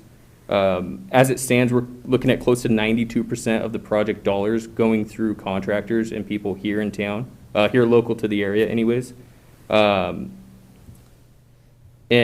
yeah, we're very fortunate to be able to get to that 92%. That's always one of our biggest goals, is to, one, make sure that we're still getting plenty of competitive bids from outside the area, but really getting the qualified local contractors on board. And just to back up just a little bit, before that, the CMGC process for us has been incredible because we work as a team with the occupants of the building, how they function, the design team, and Lee's team to really give our client, Deschutes County, and the taxpayers what they need in that building for the best dollar. And the original conceptual design has completely changed from that beginning point with the estimates we were able to provide, and through that process to create a really different building than what we started with, just to make sure we meet that budget and we're giving the best value to the county. So, question real quick. So, and this is for Lee and for us. So, this is the moment where we kind of know the number. Is that what's happening here? Because we know we've had a CMGC partnership, but today is where we say, okay, this is the number that we've kind of landed on to start the project, correct? Yes, it is. So that is the contract amendment that is before the board for approval. And that is the final guaranteed maximum price, or GMP. It has some contingencies worked in, which we normally would carry either on the contractor side or the owner's side. So those are part of that number, and then part of our task on the county's project management team and with Skanska is to manage those contingencies and make sure that if issues come up, we're addressing those in the most efficient and cost-effective way possible.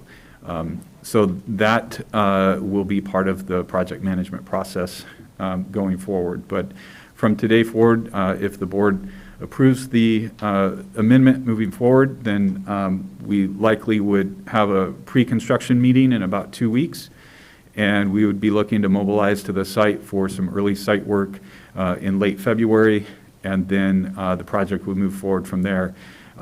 Chad or Jacob, do you have a tentative schedule, just a few milestones that you could share? I do have a question. It says attachment A dated January 4th. I think it should be 22, correct?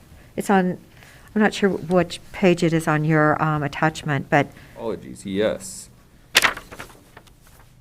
Did you find it? Yes, it's the third page, the executive summary. Okay, yes. So that should be 22. Correct. Yes, it should be. Okay. Thank you. I'm sorry for that. No. I just, Well- like going, okay, now am I looking at numbers a year ago, and now this is really what it's going to cost us? What has been the increase, do you think? From our 50% CD budget, we're within 2%. So Okay. overall tracking really well, and that's with subcontractor actual numbers we have in our hands right now, and they're ready to contract. And it's wonderful to hear that 92% of them are local. So thank you for that. That really means a lot. Sometimes we see outside states even, or, getting the low bid on some projects, and that doesn't seem right. So thanks. Yeah, we want to be very competitive on our numbers, especially with public dollars, but in the same token, if we're not able to hire our local subs and make them successful, it's not really worth it. So we really focus on reaching out to the local subcontractors. Great. Well, thank you. Thanks, Shad, for that. So that's really the extent of what we have formally to share, and we're happy to take any questions that any of the commissioners may have. Any questions? No questions. No. Well, we've been waiting for this project to, I'm sure parole and probation's been waiting even longer than we have on a daily basis, so for this project to happen. And it's really great to hear that there's all these different teams that have been working together and going forward. Is there a motion that we could have made? I'll move approval of board signature of document 2021-999, contract amendment to establish a guaranteed maximum price for the construction of the adult parole and probation expansion project by Skanska USA Building Incorporated. And I will second it. Are there any further questions? Commissioner Chang Yes. and Commissioner DeBonne, Yes. and the chair votes yes. And when will we have the ribbon cutting? Or dig some dirt or something? We'll get back to you with a date for that. Okay, good. No, that would be wonderful. I didn't want to distract from us getting that business done, but for our guests from Skanska, I just wanted to mention the county is currently taking a look at a community benefits bidding process policy, and one of the things that we need to understand before we would proceed with that is whether it will have impacts on our bidding pool, if we are requiring contractors for larger projects, $1 million or larger projects is what they're doing in Lane County.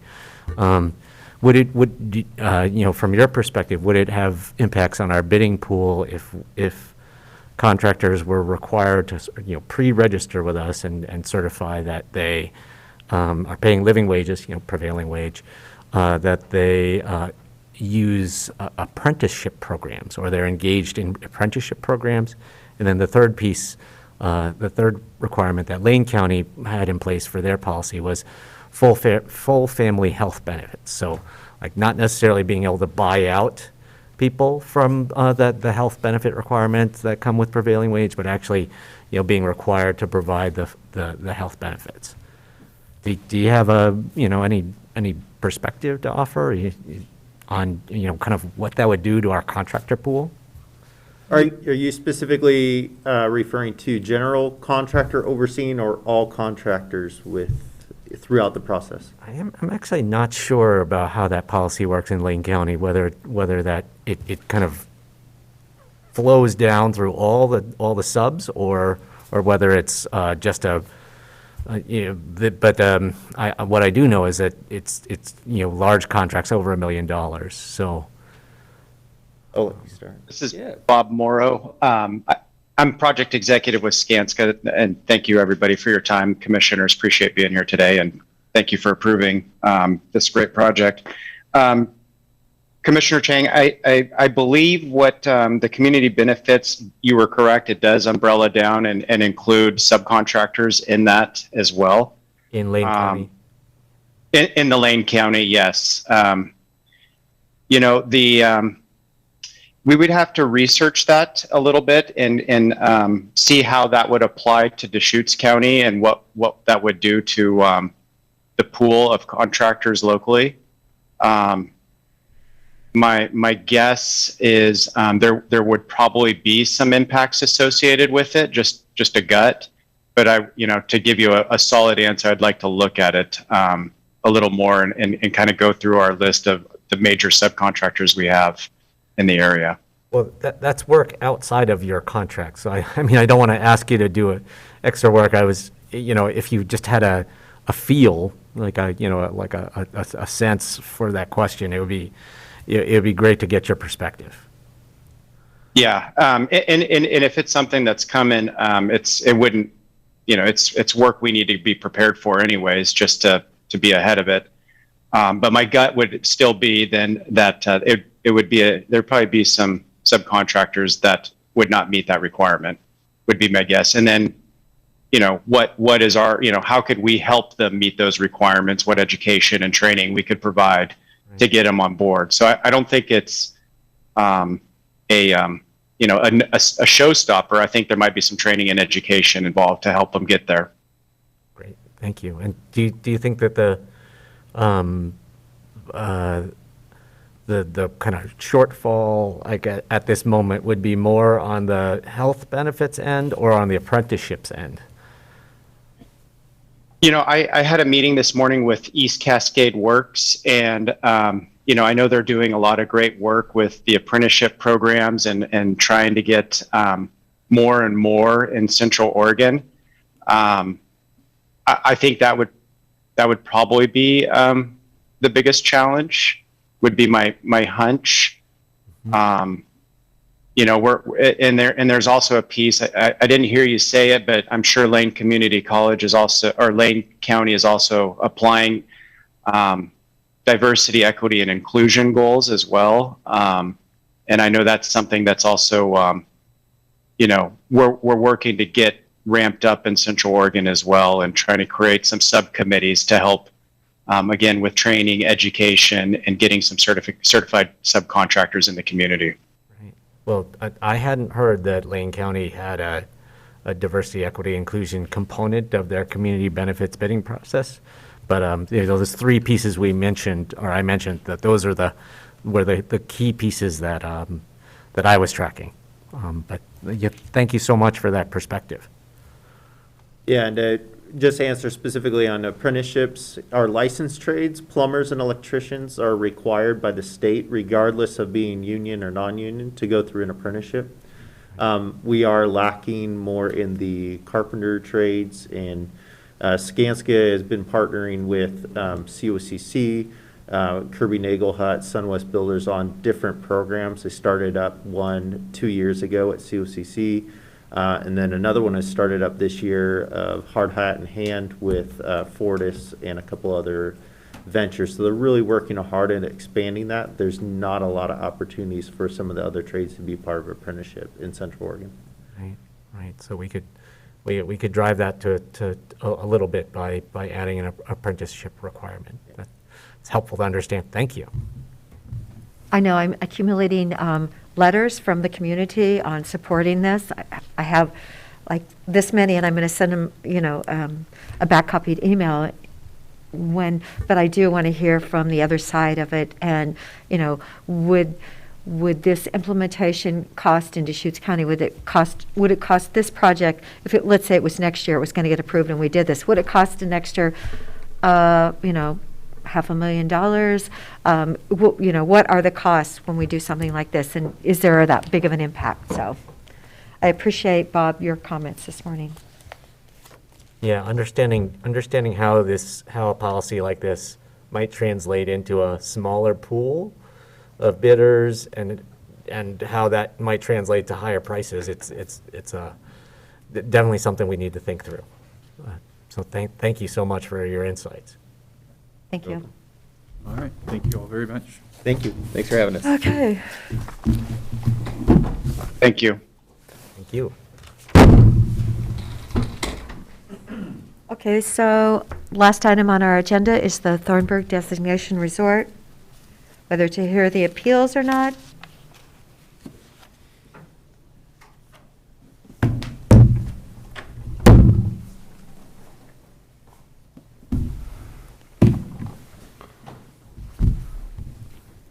Is that you, Will? We've got, good morning, Commissioners. For the record, Will Groves. We've got Angie Brewer here on Zoom who will be giving the presentation. Okay, thank you. Thank you, Angie. Apologies, I was just elevated to panelist and cut out for a second, so I might have missed my introduction there. Good afternoon, Commissioners. For the record, this is Angie Brewer, a Senior Planner with the Community Development Department. Thank you for having us. I know you're running long and would probably like this to be as brief as possible, but we're here today to share with you an opportunity to hear two appeals to the Board of Commissioners related to the Thornburg Destination Resort. And if it's all right, I'm going to share my screen. There's a couple of corrections to our PowerPoint today, so I'll share my screen right now. And just in case you haven't had a chance to peruse it or anyone in the audience is interested in taking a look, there is a board-facing website publicly accessible with the record materials for both of these cases and all of their associated appeal numbers. So, and I'm going to leave it in this mode if that's okay to kind of prompt me in my presentation. But there are two cases before you that have been appealed, and again, this is for your consideration as to whether or not you'd like to hear it. There are draft orders prepared, and we will need two separate motions for the two separate orders. So just so that's clear. The first thing I'd like to do is go through on a high level, a quick summary of the resort and bring back some slides that you saw last time I was here before you, just to kind of give you a refresher and make sure everybody's working from the same level of information regarding what the resort is, where it is, and status of other appeals. So just briefly, this is a slide you've seen before. The resort is comprised of nearly 2,000 acres located between Redmond and Sisters, just on the backside of Eagle Crest.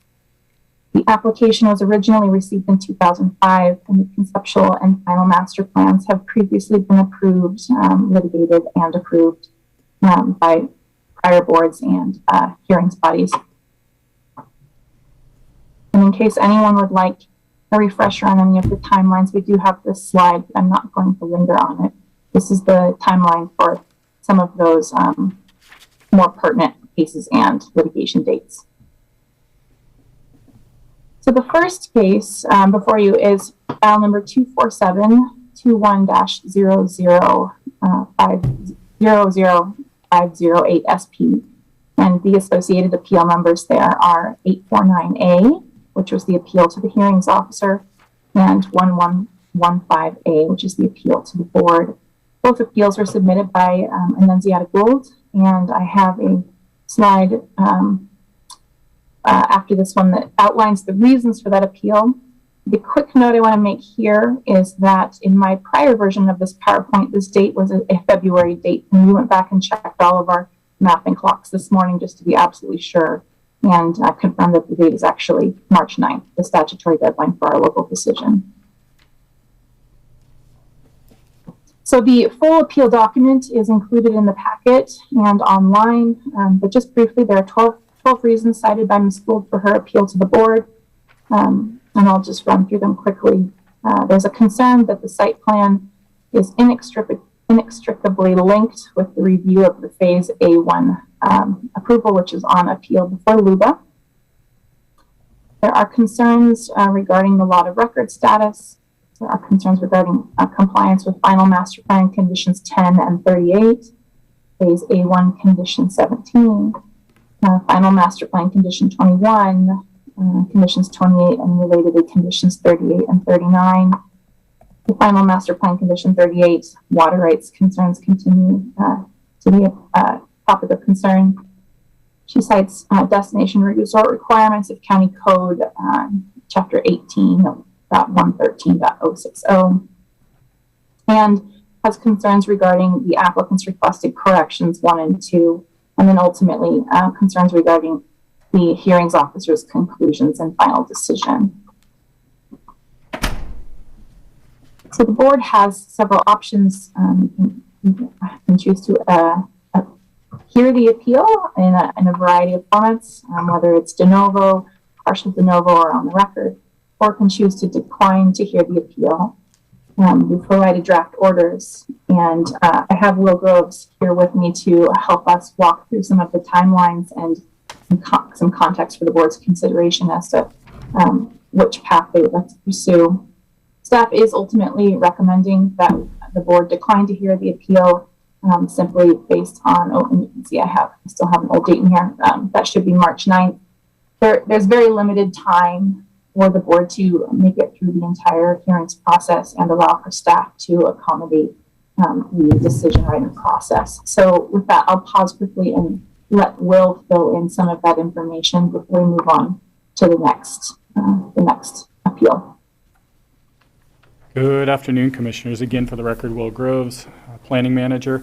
I wanted to update you. We've looked at the record in consultation with legal and wanted to confirm that the 150th day, in an abundance of caution, we're going to view that as February 12th for the time being. There was some ambiguity in the prior hearing, and to ensure that we have a proper process here, for the time being, we're assuming that 150th day is, we're back at February 12th. Had to review some video this morning and hadn't had a opportunity to coordinate with Angie following that. So you are being asked this morning, this afternoon, if you'd like to hear an appeal in these matters. One thing that's unusual about this is the very compressed timeline to hear that, if you did want to engage with that. We're late in the clock here. The 150th day is coming up soon. We prepared 2 orders for you. One of them is to decline to hear the matter. The second provides an opportunity to hear the matter, what's called on the record. And so it appears that there's a very compressed timeline that would allow an on the record hearing in this matter. And that would be one where no new evidence was presented to you. You would receive additional written legal arguments and asked to make a decision on that matter in very short order. As you consider that matter, one of the things that we want to caution is that would be the time left to do that is we're really at the theoretical minimum for that. We'd be looking to admin for some waivers of the requirement for when materials need to be uploaded to the board's packet. The amount of material that you're going to be asked to engage with is substantial. The record is on the card over there. And additionally, the hearings officer in these matters, it was a 5-hour hearing that went to 11 p.m. So there are significant the volume of material with which you would be expected to engage and make a decision on is significant during this timeline. That said, it is theoretically possible, and we have Adam Smith with us here in Zoom. I want to see if Adam has anything to add to this as you consider this matter. Oh, so Will, just to confirm, you just moved that date back to February 12th? Back to February 12th. Okay, all right. That's what I thought you said. Thank you. Yes, good morning. Or I guess we're in the afternoon now. Commissioners, Adam Smith, Assistant Legal Counsel. Just to echo some of Will's sentiments, it is theoretically possible. It would be a very compressed time frame. And unfortunately, with those compressed time frames, there's always increased legal risk to the county. If we're not able to make the 150-day shot clock deadline, then the applicant would have an opportunity to file a writ of mandamus. And if we lose in those proceedings, attorney fees can be attached. And then, of course, whenever we're trying to hurry up, especially complicated, well, and in this case, two complicated land use decisions, we run the risk of running or having mistakes in that final decision, increasing our chance of a remand and or a reversal in front of the Land Use Board of Appeals. So yes, theoretically possible, but it is a very tight schedule, and there are difficulties that come with trying to doing even an on-the-record review in such a compressed time frame. And so, as always, it's the board's decision, and staff will bend over backwards to help you achieve your goals. And of course, we're always here to answer additional questions if you want to get into the details of the schedule we've penciled out or anything else. And both of them are on the February 12th date, that the final local has to be made by that date. That is correct. Okay, so. And that's the best information we have available at this point. As Will noted, there's a little bit of ambiguity. We've tried to coordinate with the applicant, and they said they needed more time to see if they concurred that they consented to an open record period or not. So as of right now, the best information we have is that February 12th would be the deadline for making the decision. Okay. So one observation, I mean, this is a pretty mature application. It's been through a lot of back and forth in the LUBA. So, and these appeals are really pointed. And we have had some input from community members asking us, specific things about this topic. But yeah, I don't support hearing it at this time. I would rather see it get to the state level for that, next critical legal review, and go from there. And more than likely, it would go there irregardless of what our decision. Isn't that what Adam would say? That's correct. Yes. They're a dedicated How partner. many appeals is this now, like 32 or 34 or something? We're over. 40. Over 40. I thought it was over 50. Oh, really? Okay, all right. I do have some questions, and they may be questions that we can unpack and discuss right now, or they might be the basis for me being interested in hearing the appeal. And the matter that's before us right now is, if I understand correctly, it revolves around the guest lodging to residences ratio. And I would like to understand more about when state policy changed, and what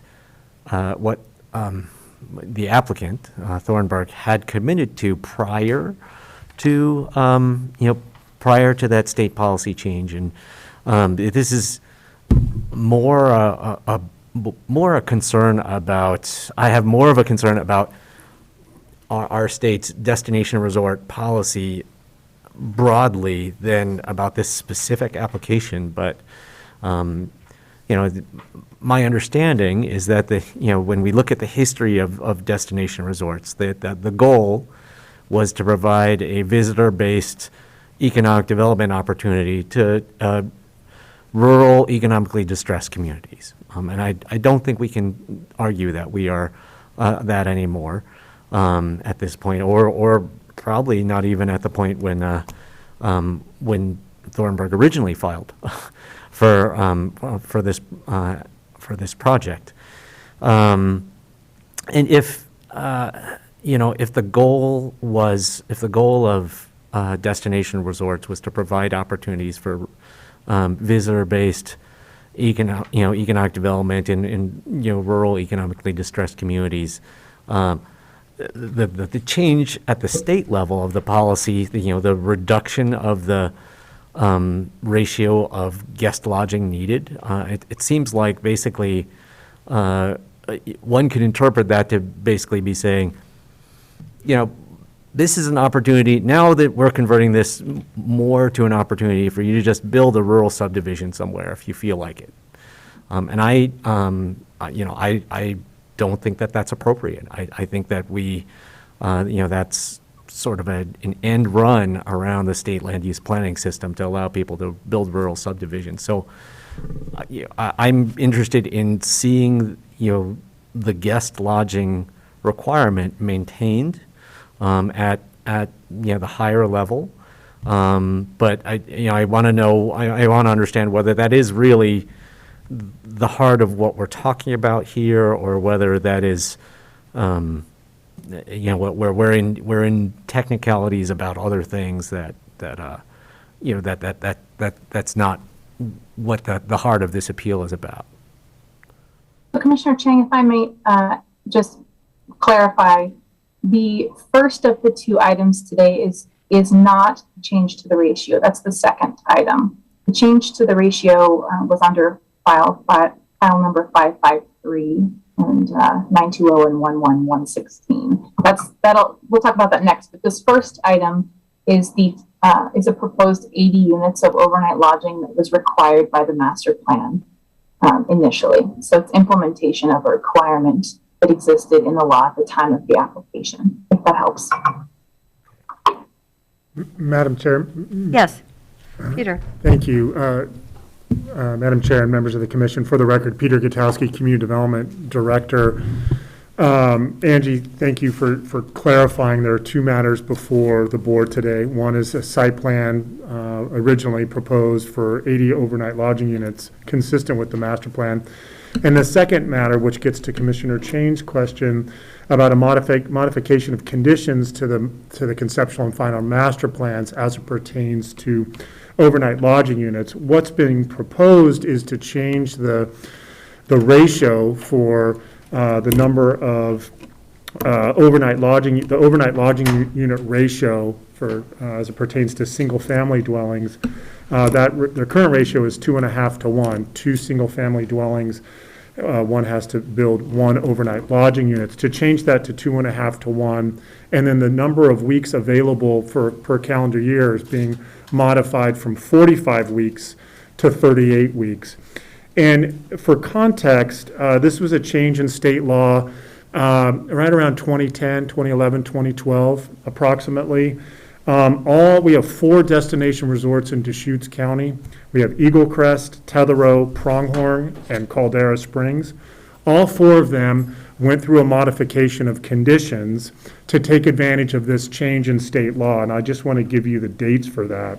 So as it pertains to changing the weeks available, minimum during the calendar year, Eagle Crest did a text amendment. They had to go through it. They were subject to special circumstances given their overnight lodging unit obligations. That was in 2016. Tetherow performed their modifications of conditions in 2013. Pronghorn did it in 2013. Caldera Springs did it in 2013. Concerning the overnight lodging unit ratio from 2 to 2.5 to 1, Eagle Crest did it in 2016 through that text amendment. Tetherow and Pronghorn did it in 2013, and Caldera Springs did it in 2015.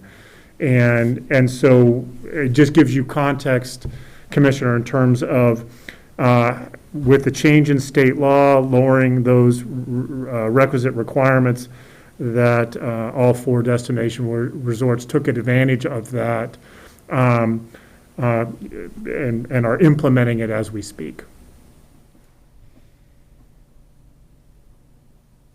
Are we are we legally required to lower those thresholds for a destination resort, or to then track to current state law, or is it are we,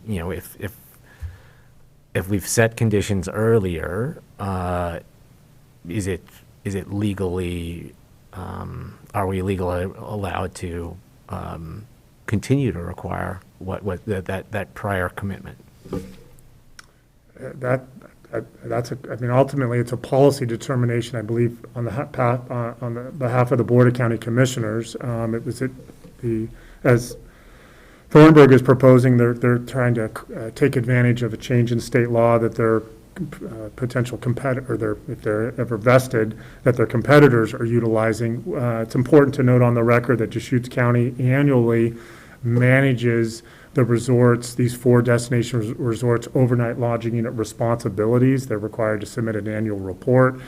Actually, we'll get their reports in just a couple of weeks.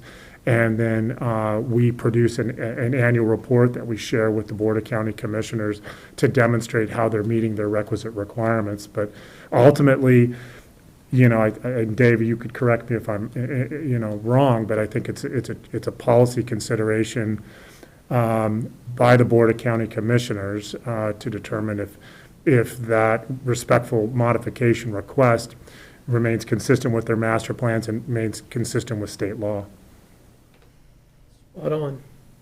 If I might jump in here, in 2013 we updated our code to match the state law, and that's why you see that wave of changes in 2013.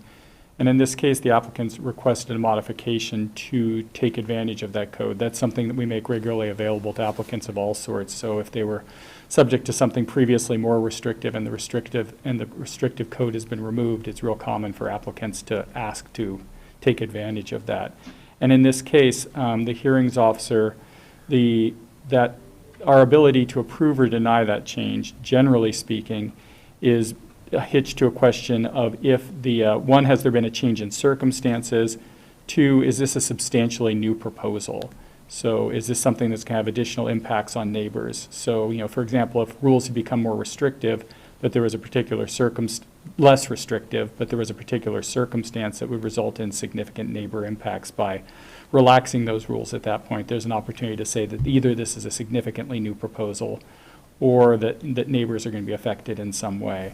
And as the hearings officer evaluated that, what is anticipated here is they're allowed to produce fewer of these overnight units. And so in the hearings officer analysis, the anticipated impacts associated with that to neighbors was persuasive to him that criteria was met. Certainly if the board heard this, they would be at their discretion to evaluate that. But I wanted to give you a little background on how that was evaluated before the hearings officer. And I'll just piggyback on that. Pronghorn initiated the text amendment to take advantage of the ratio as just provided by Will. That was done, they initiated that in 2013. Tetherow, the destination resort that's west of Bend, is subject to a different zoning title, and so they respectfully amended the code in 2013 as well to take advantage of that same ratio. But as Will noted, it's now codified in both titles 18 and 19.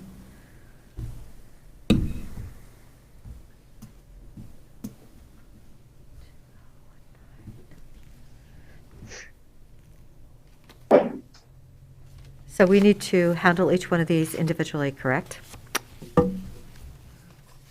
Correct. Would you like to see the slides for the second? They're not super detailed, but if you'd like to see the rest of the PowerPoint, I can. Sure, that'd be fine, Angie. Okay. Thank you, Madam Chair. All right, so we had previously talked about 508, which was the overnight lodging units themselves, and 553, and the associated field members here, was the change to the ratio and the number of weeks as Director Gutowski described. Ms. Gould filed Appeal 920-A to the hearings officer and Appeal File 1116A to the hearings officer's decision to the County Board of Commissioners requesting a de novo hearing. The reasons cited in her her appeal application was an objection to the goalpost rule, raise it or waive it concerns, lot of record issue, substantial change to the final master plan condition number 1, arguments submitted by Judge Lipscomb, conditions over approval concerns, and ultimately the conclusions and decision of the hearings officer. So again, same slide here. I've changed the date back for the accuracy of our discussion. There are options before the board to hear or decline the appeal. And again, we do have draft orders available. Angie, can I jump in for a quick minute? Of course. Adam Smith, Assistant Legal Counsel. I just wanted to remind the board, of course, what you're well aware of. Any of those issues that are raised by the appellant that are rooted in state statute or are rooted in both Deschutes County Code and also state statute is an area where the board unfortunately does not receive deference from the Land Use Board of Appeals. It's the only time that we receive deference is if it is entirely a matter of Deschutes County Code and an interpretive matter of Deschutes County Code. Otherwise, a number of I bring that up because a number of those issues are likely going to be decided again by the Land Use Board of Appeals if this appeal proceeds. Thank you, Adam.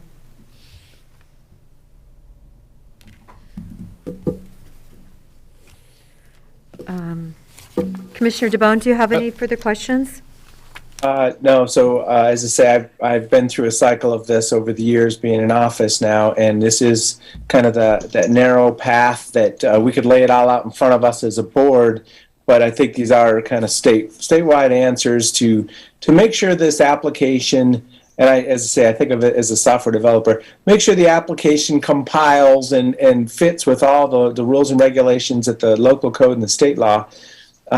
But yeah, the professionals at LUBA would be the authority on this at this time. And our hearings officer who put these already through a very, very fine critique process.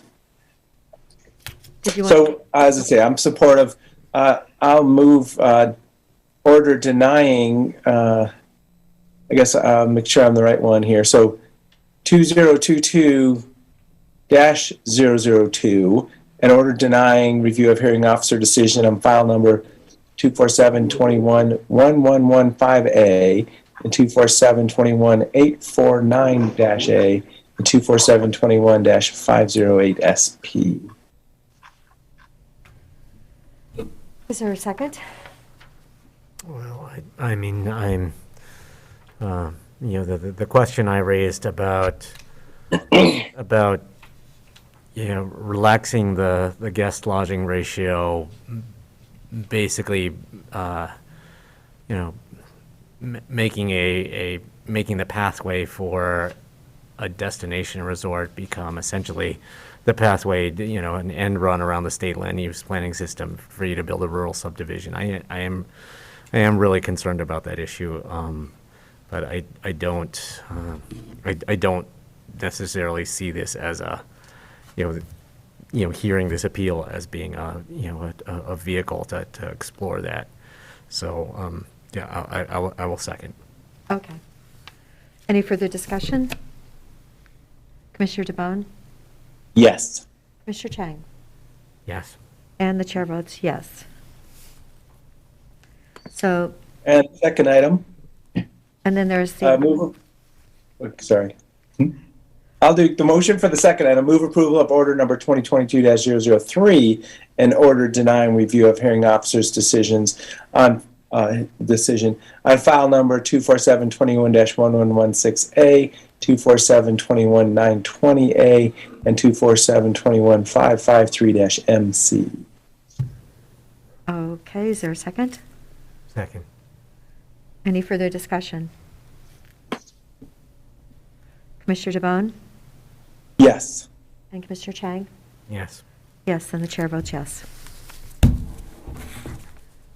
And will you let us know when that date is actually determined? I mean, it's a bit amazing that, is it really February or is it March? So I can certainly follow up with that. I don't know if you'll get a good answer. Because the board has chosen not to act on this, it's likely that it'll never need to be formally determined. Right. If the board had chosen to engage, I'm sure it'd be a matter over which would have been fought bitterly. So we may never get a formal answer on that one. Okay, thank you, Will. Thank you. Thank you, Peter. And Angie, thank you so much. And thank you. Yes, and best wishes in your position in the future. Thank you very much. I appreciate that. Yeah. And thank you, Adam, for laying out the legal risks of hearing this for us. So, do we need to come back this afternoon? Should we do other items now? Do we have anything executive? Nothing for executive session. I just have 2 brief other items, but. Okay. Just the first is we will prepare a press release for the TRT decisions that the board made today. In fact, we already have immediate inquiry about that, so that we'll coordinate with you to issue that. And then I assume another press release for today's ARPA allocation. So one is just to be prepared for a couple of press releases that we'll be working on this afternoon. And then the second question is Commissioner DeVone had suggested we have a work session to discuss the joint office on homelessness prior to our joint meeting with the City of Bend on January 28th.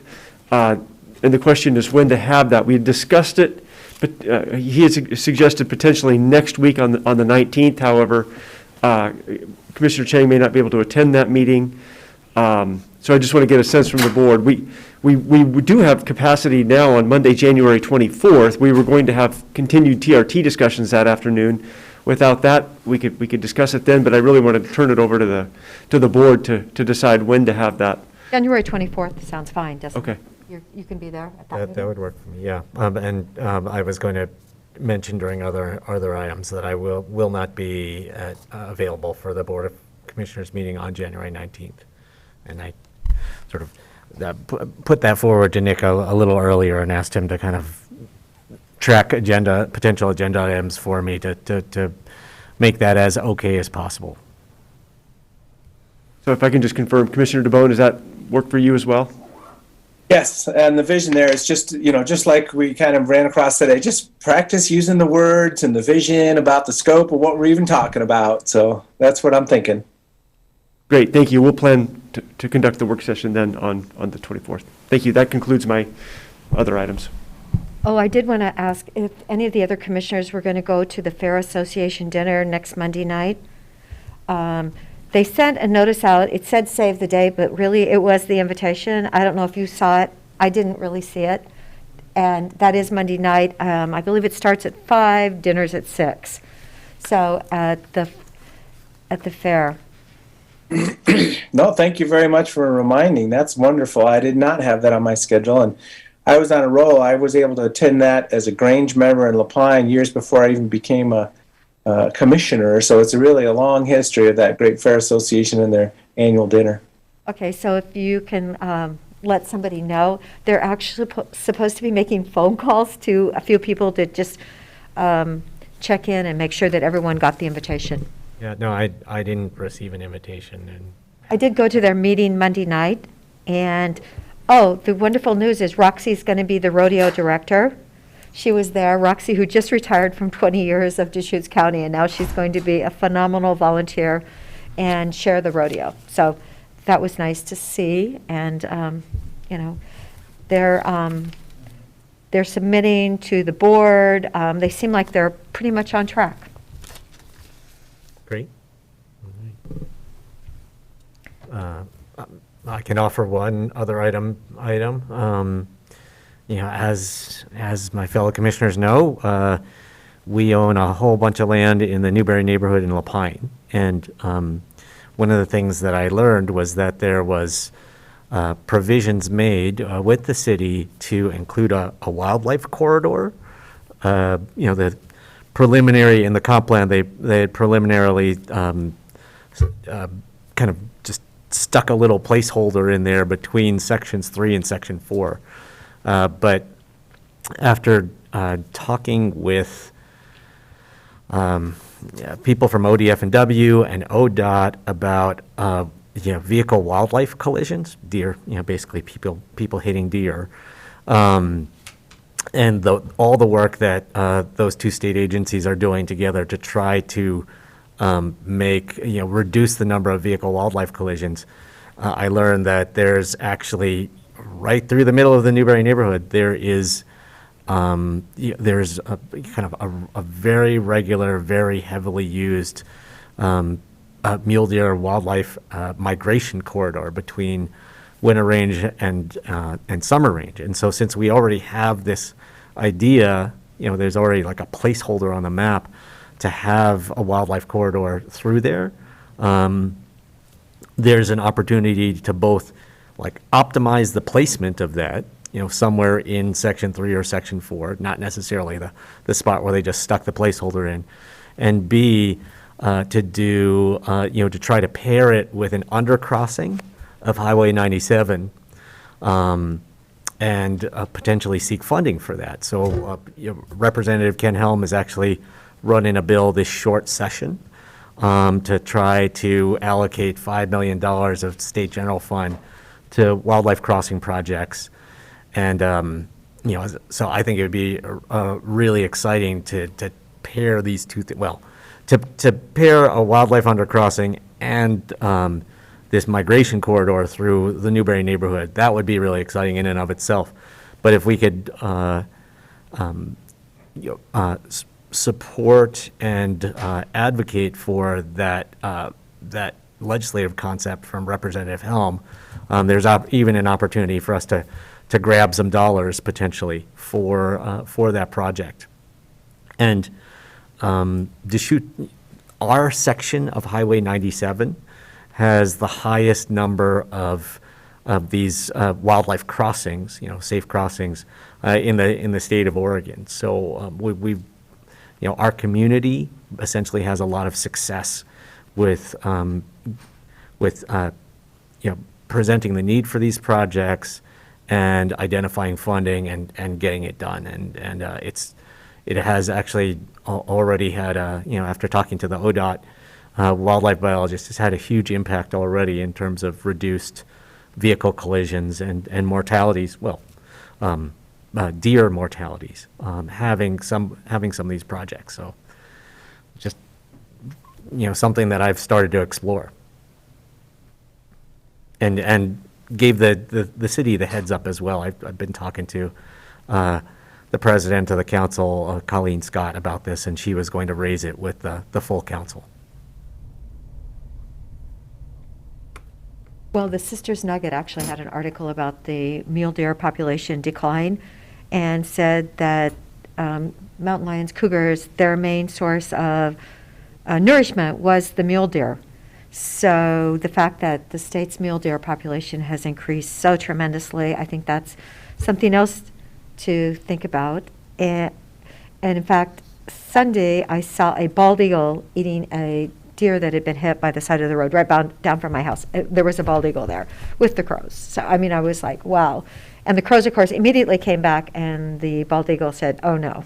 So anyhow, but no, I think we have to think about the cougar population, and it is increasing.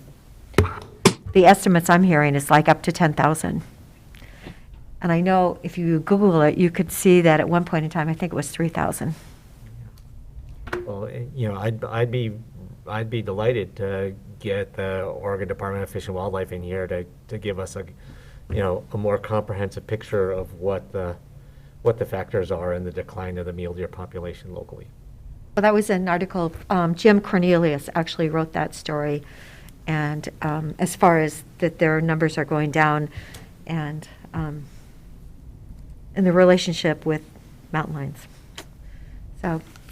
Yeah, I mean, the way that you phrased it, I wasn't sure whether it was a concern that, mule deer are the main thing that mountain lions eat, which right. we know, and so the decline of the mule deer population means that we're also going to see a decline in the cougar population. No, or whether you were trying to say that that's the causal Well, I think it's, Because besides traffic, I think it's the cougars are killing more deer. That's their main source of mountain food. lions definitely kill and eat deer, but I'm pretty sure that that's not the main reason that we're seeing a collapse of the mule deer population locally.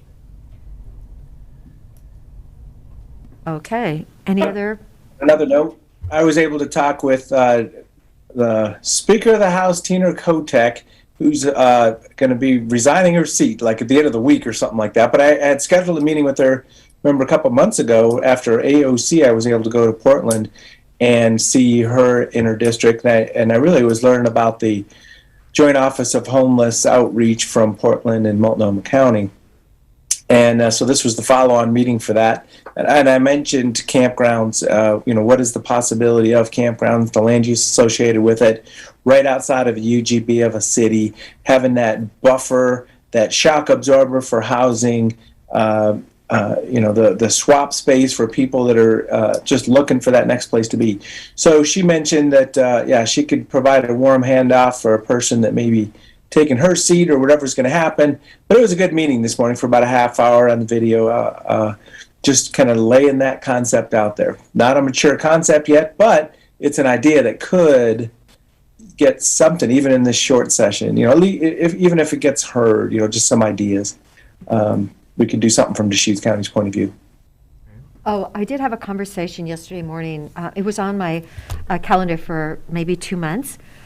Travis Medina, I believe, who has a house in Redmond, and he's state fire marshal. He's in that group. But you guys, we remember the email we just got about the gas stations, the attendants, and I'm seeing a gas station in Sisters that their attendants are not always there. And then I just actually went to one in Redmond yesterday.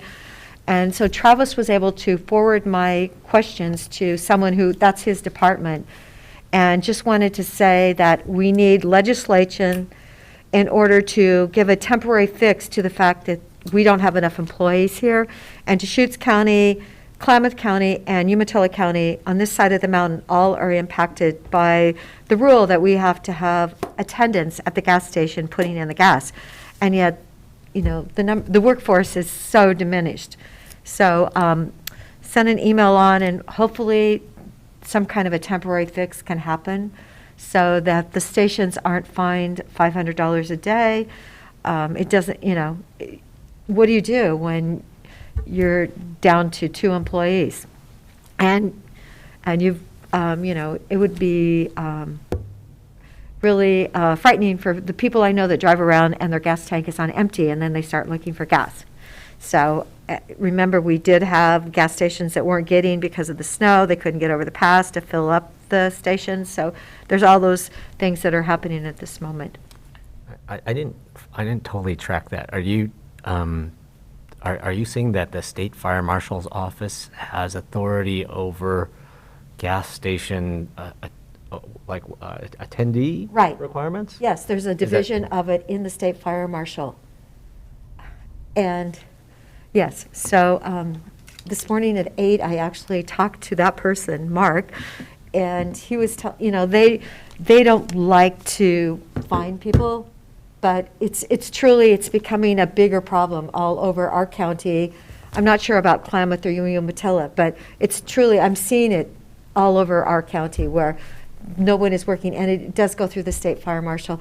It is under state code, and like the gentleman that sent us the email Monday afternoon said, I don't want to stop this. I believe in having a full service station, but just right now, if we could just have a temporary fix so that he could maintain the gas stations, and then when we're back into higher numbers of available attendants, that, that goes away and we have our service again. I mean, it's really, it gives a lot of people a job. And the unfortunate thing is right now, we don't have as many people that can do that job. It does create jobs, but I mean, at this moment in time where we have a need for workforce like across the whole economy, it certainly strikes me as a place where we could relax that requirement and free up some workers to go to places where they are fundamentally needed, because First 35 years of my life, I lived in places where I could pump my own gas.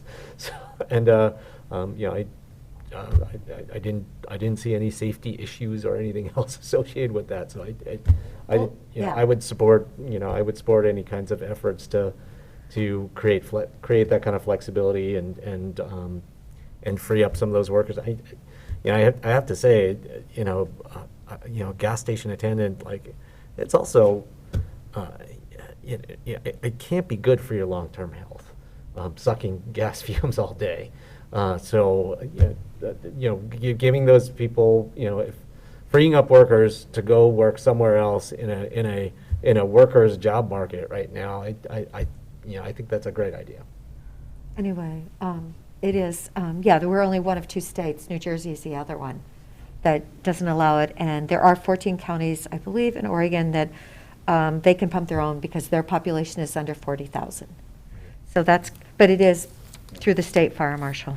Probably would make gas cheaper for everyone too. I mean, perhaps that could be good, considering what was the inflation rate today was like 7%. So yes. Is there any other business for the day? Are we good? I mean, I just wanted to circle back to what Commissioner DeBone was saying about private campgrounds.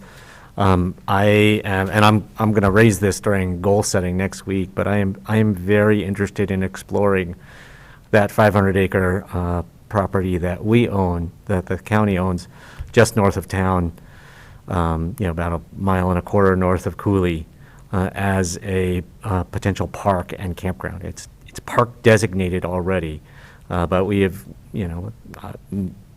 no county commission that, as far as I'm aware of, since the county commission that designated it as park has done anything to kind of,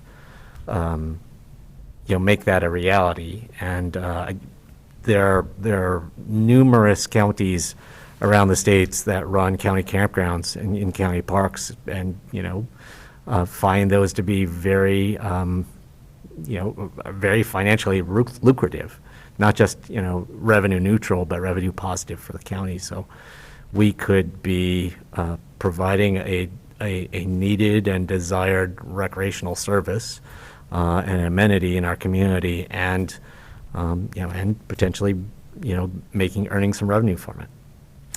And then if the legislature wants to create a little bit of flexibility around emergency shelter in campgrounds, then we could conceivably use those campsites during RV sites during the winter months as a shelter opportunity, safe parking opportunity, something like that. Okay, great. With that, the meeting's adjourned. Sorry we ran an hour late. Thank you, Stephanie. Thank you, Commissioner DeBose.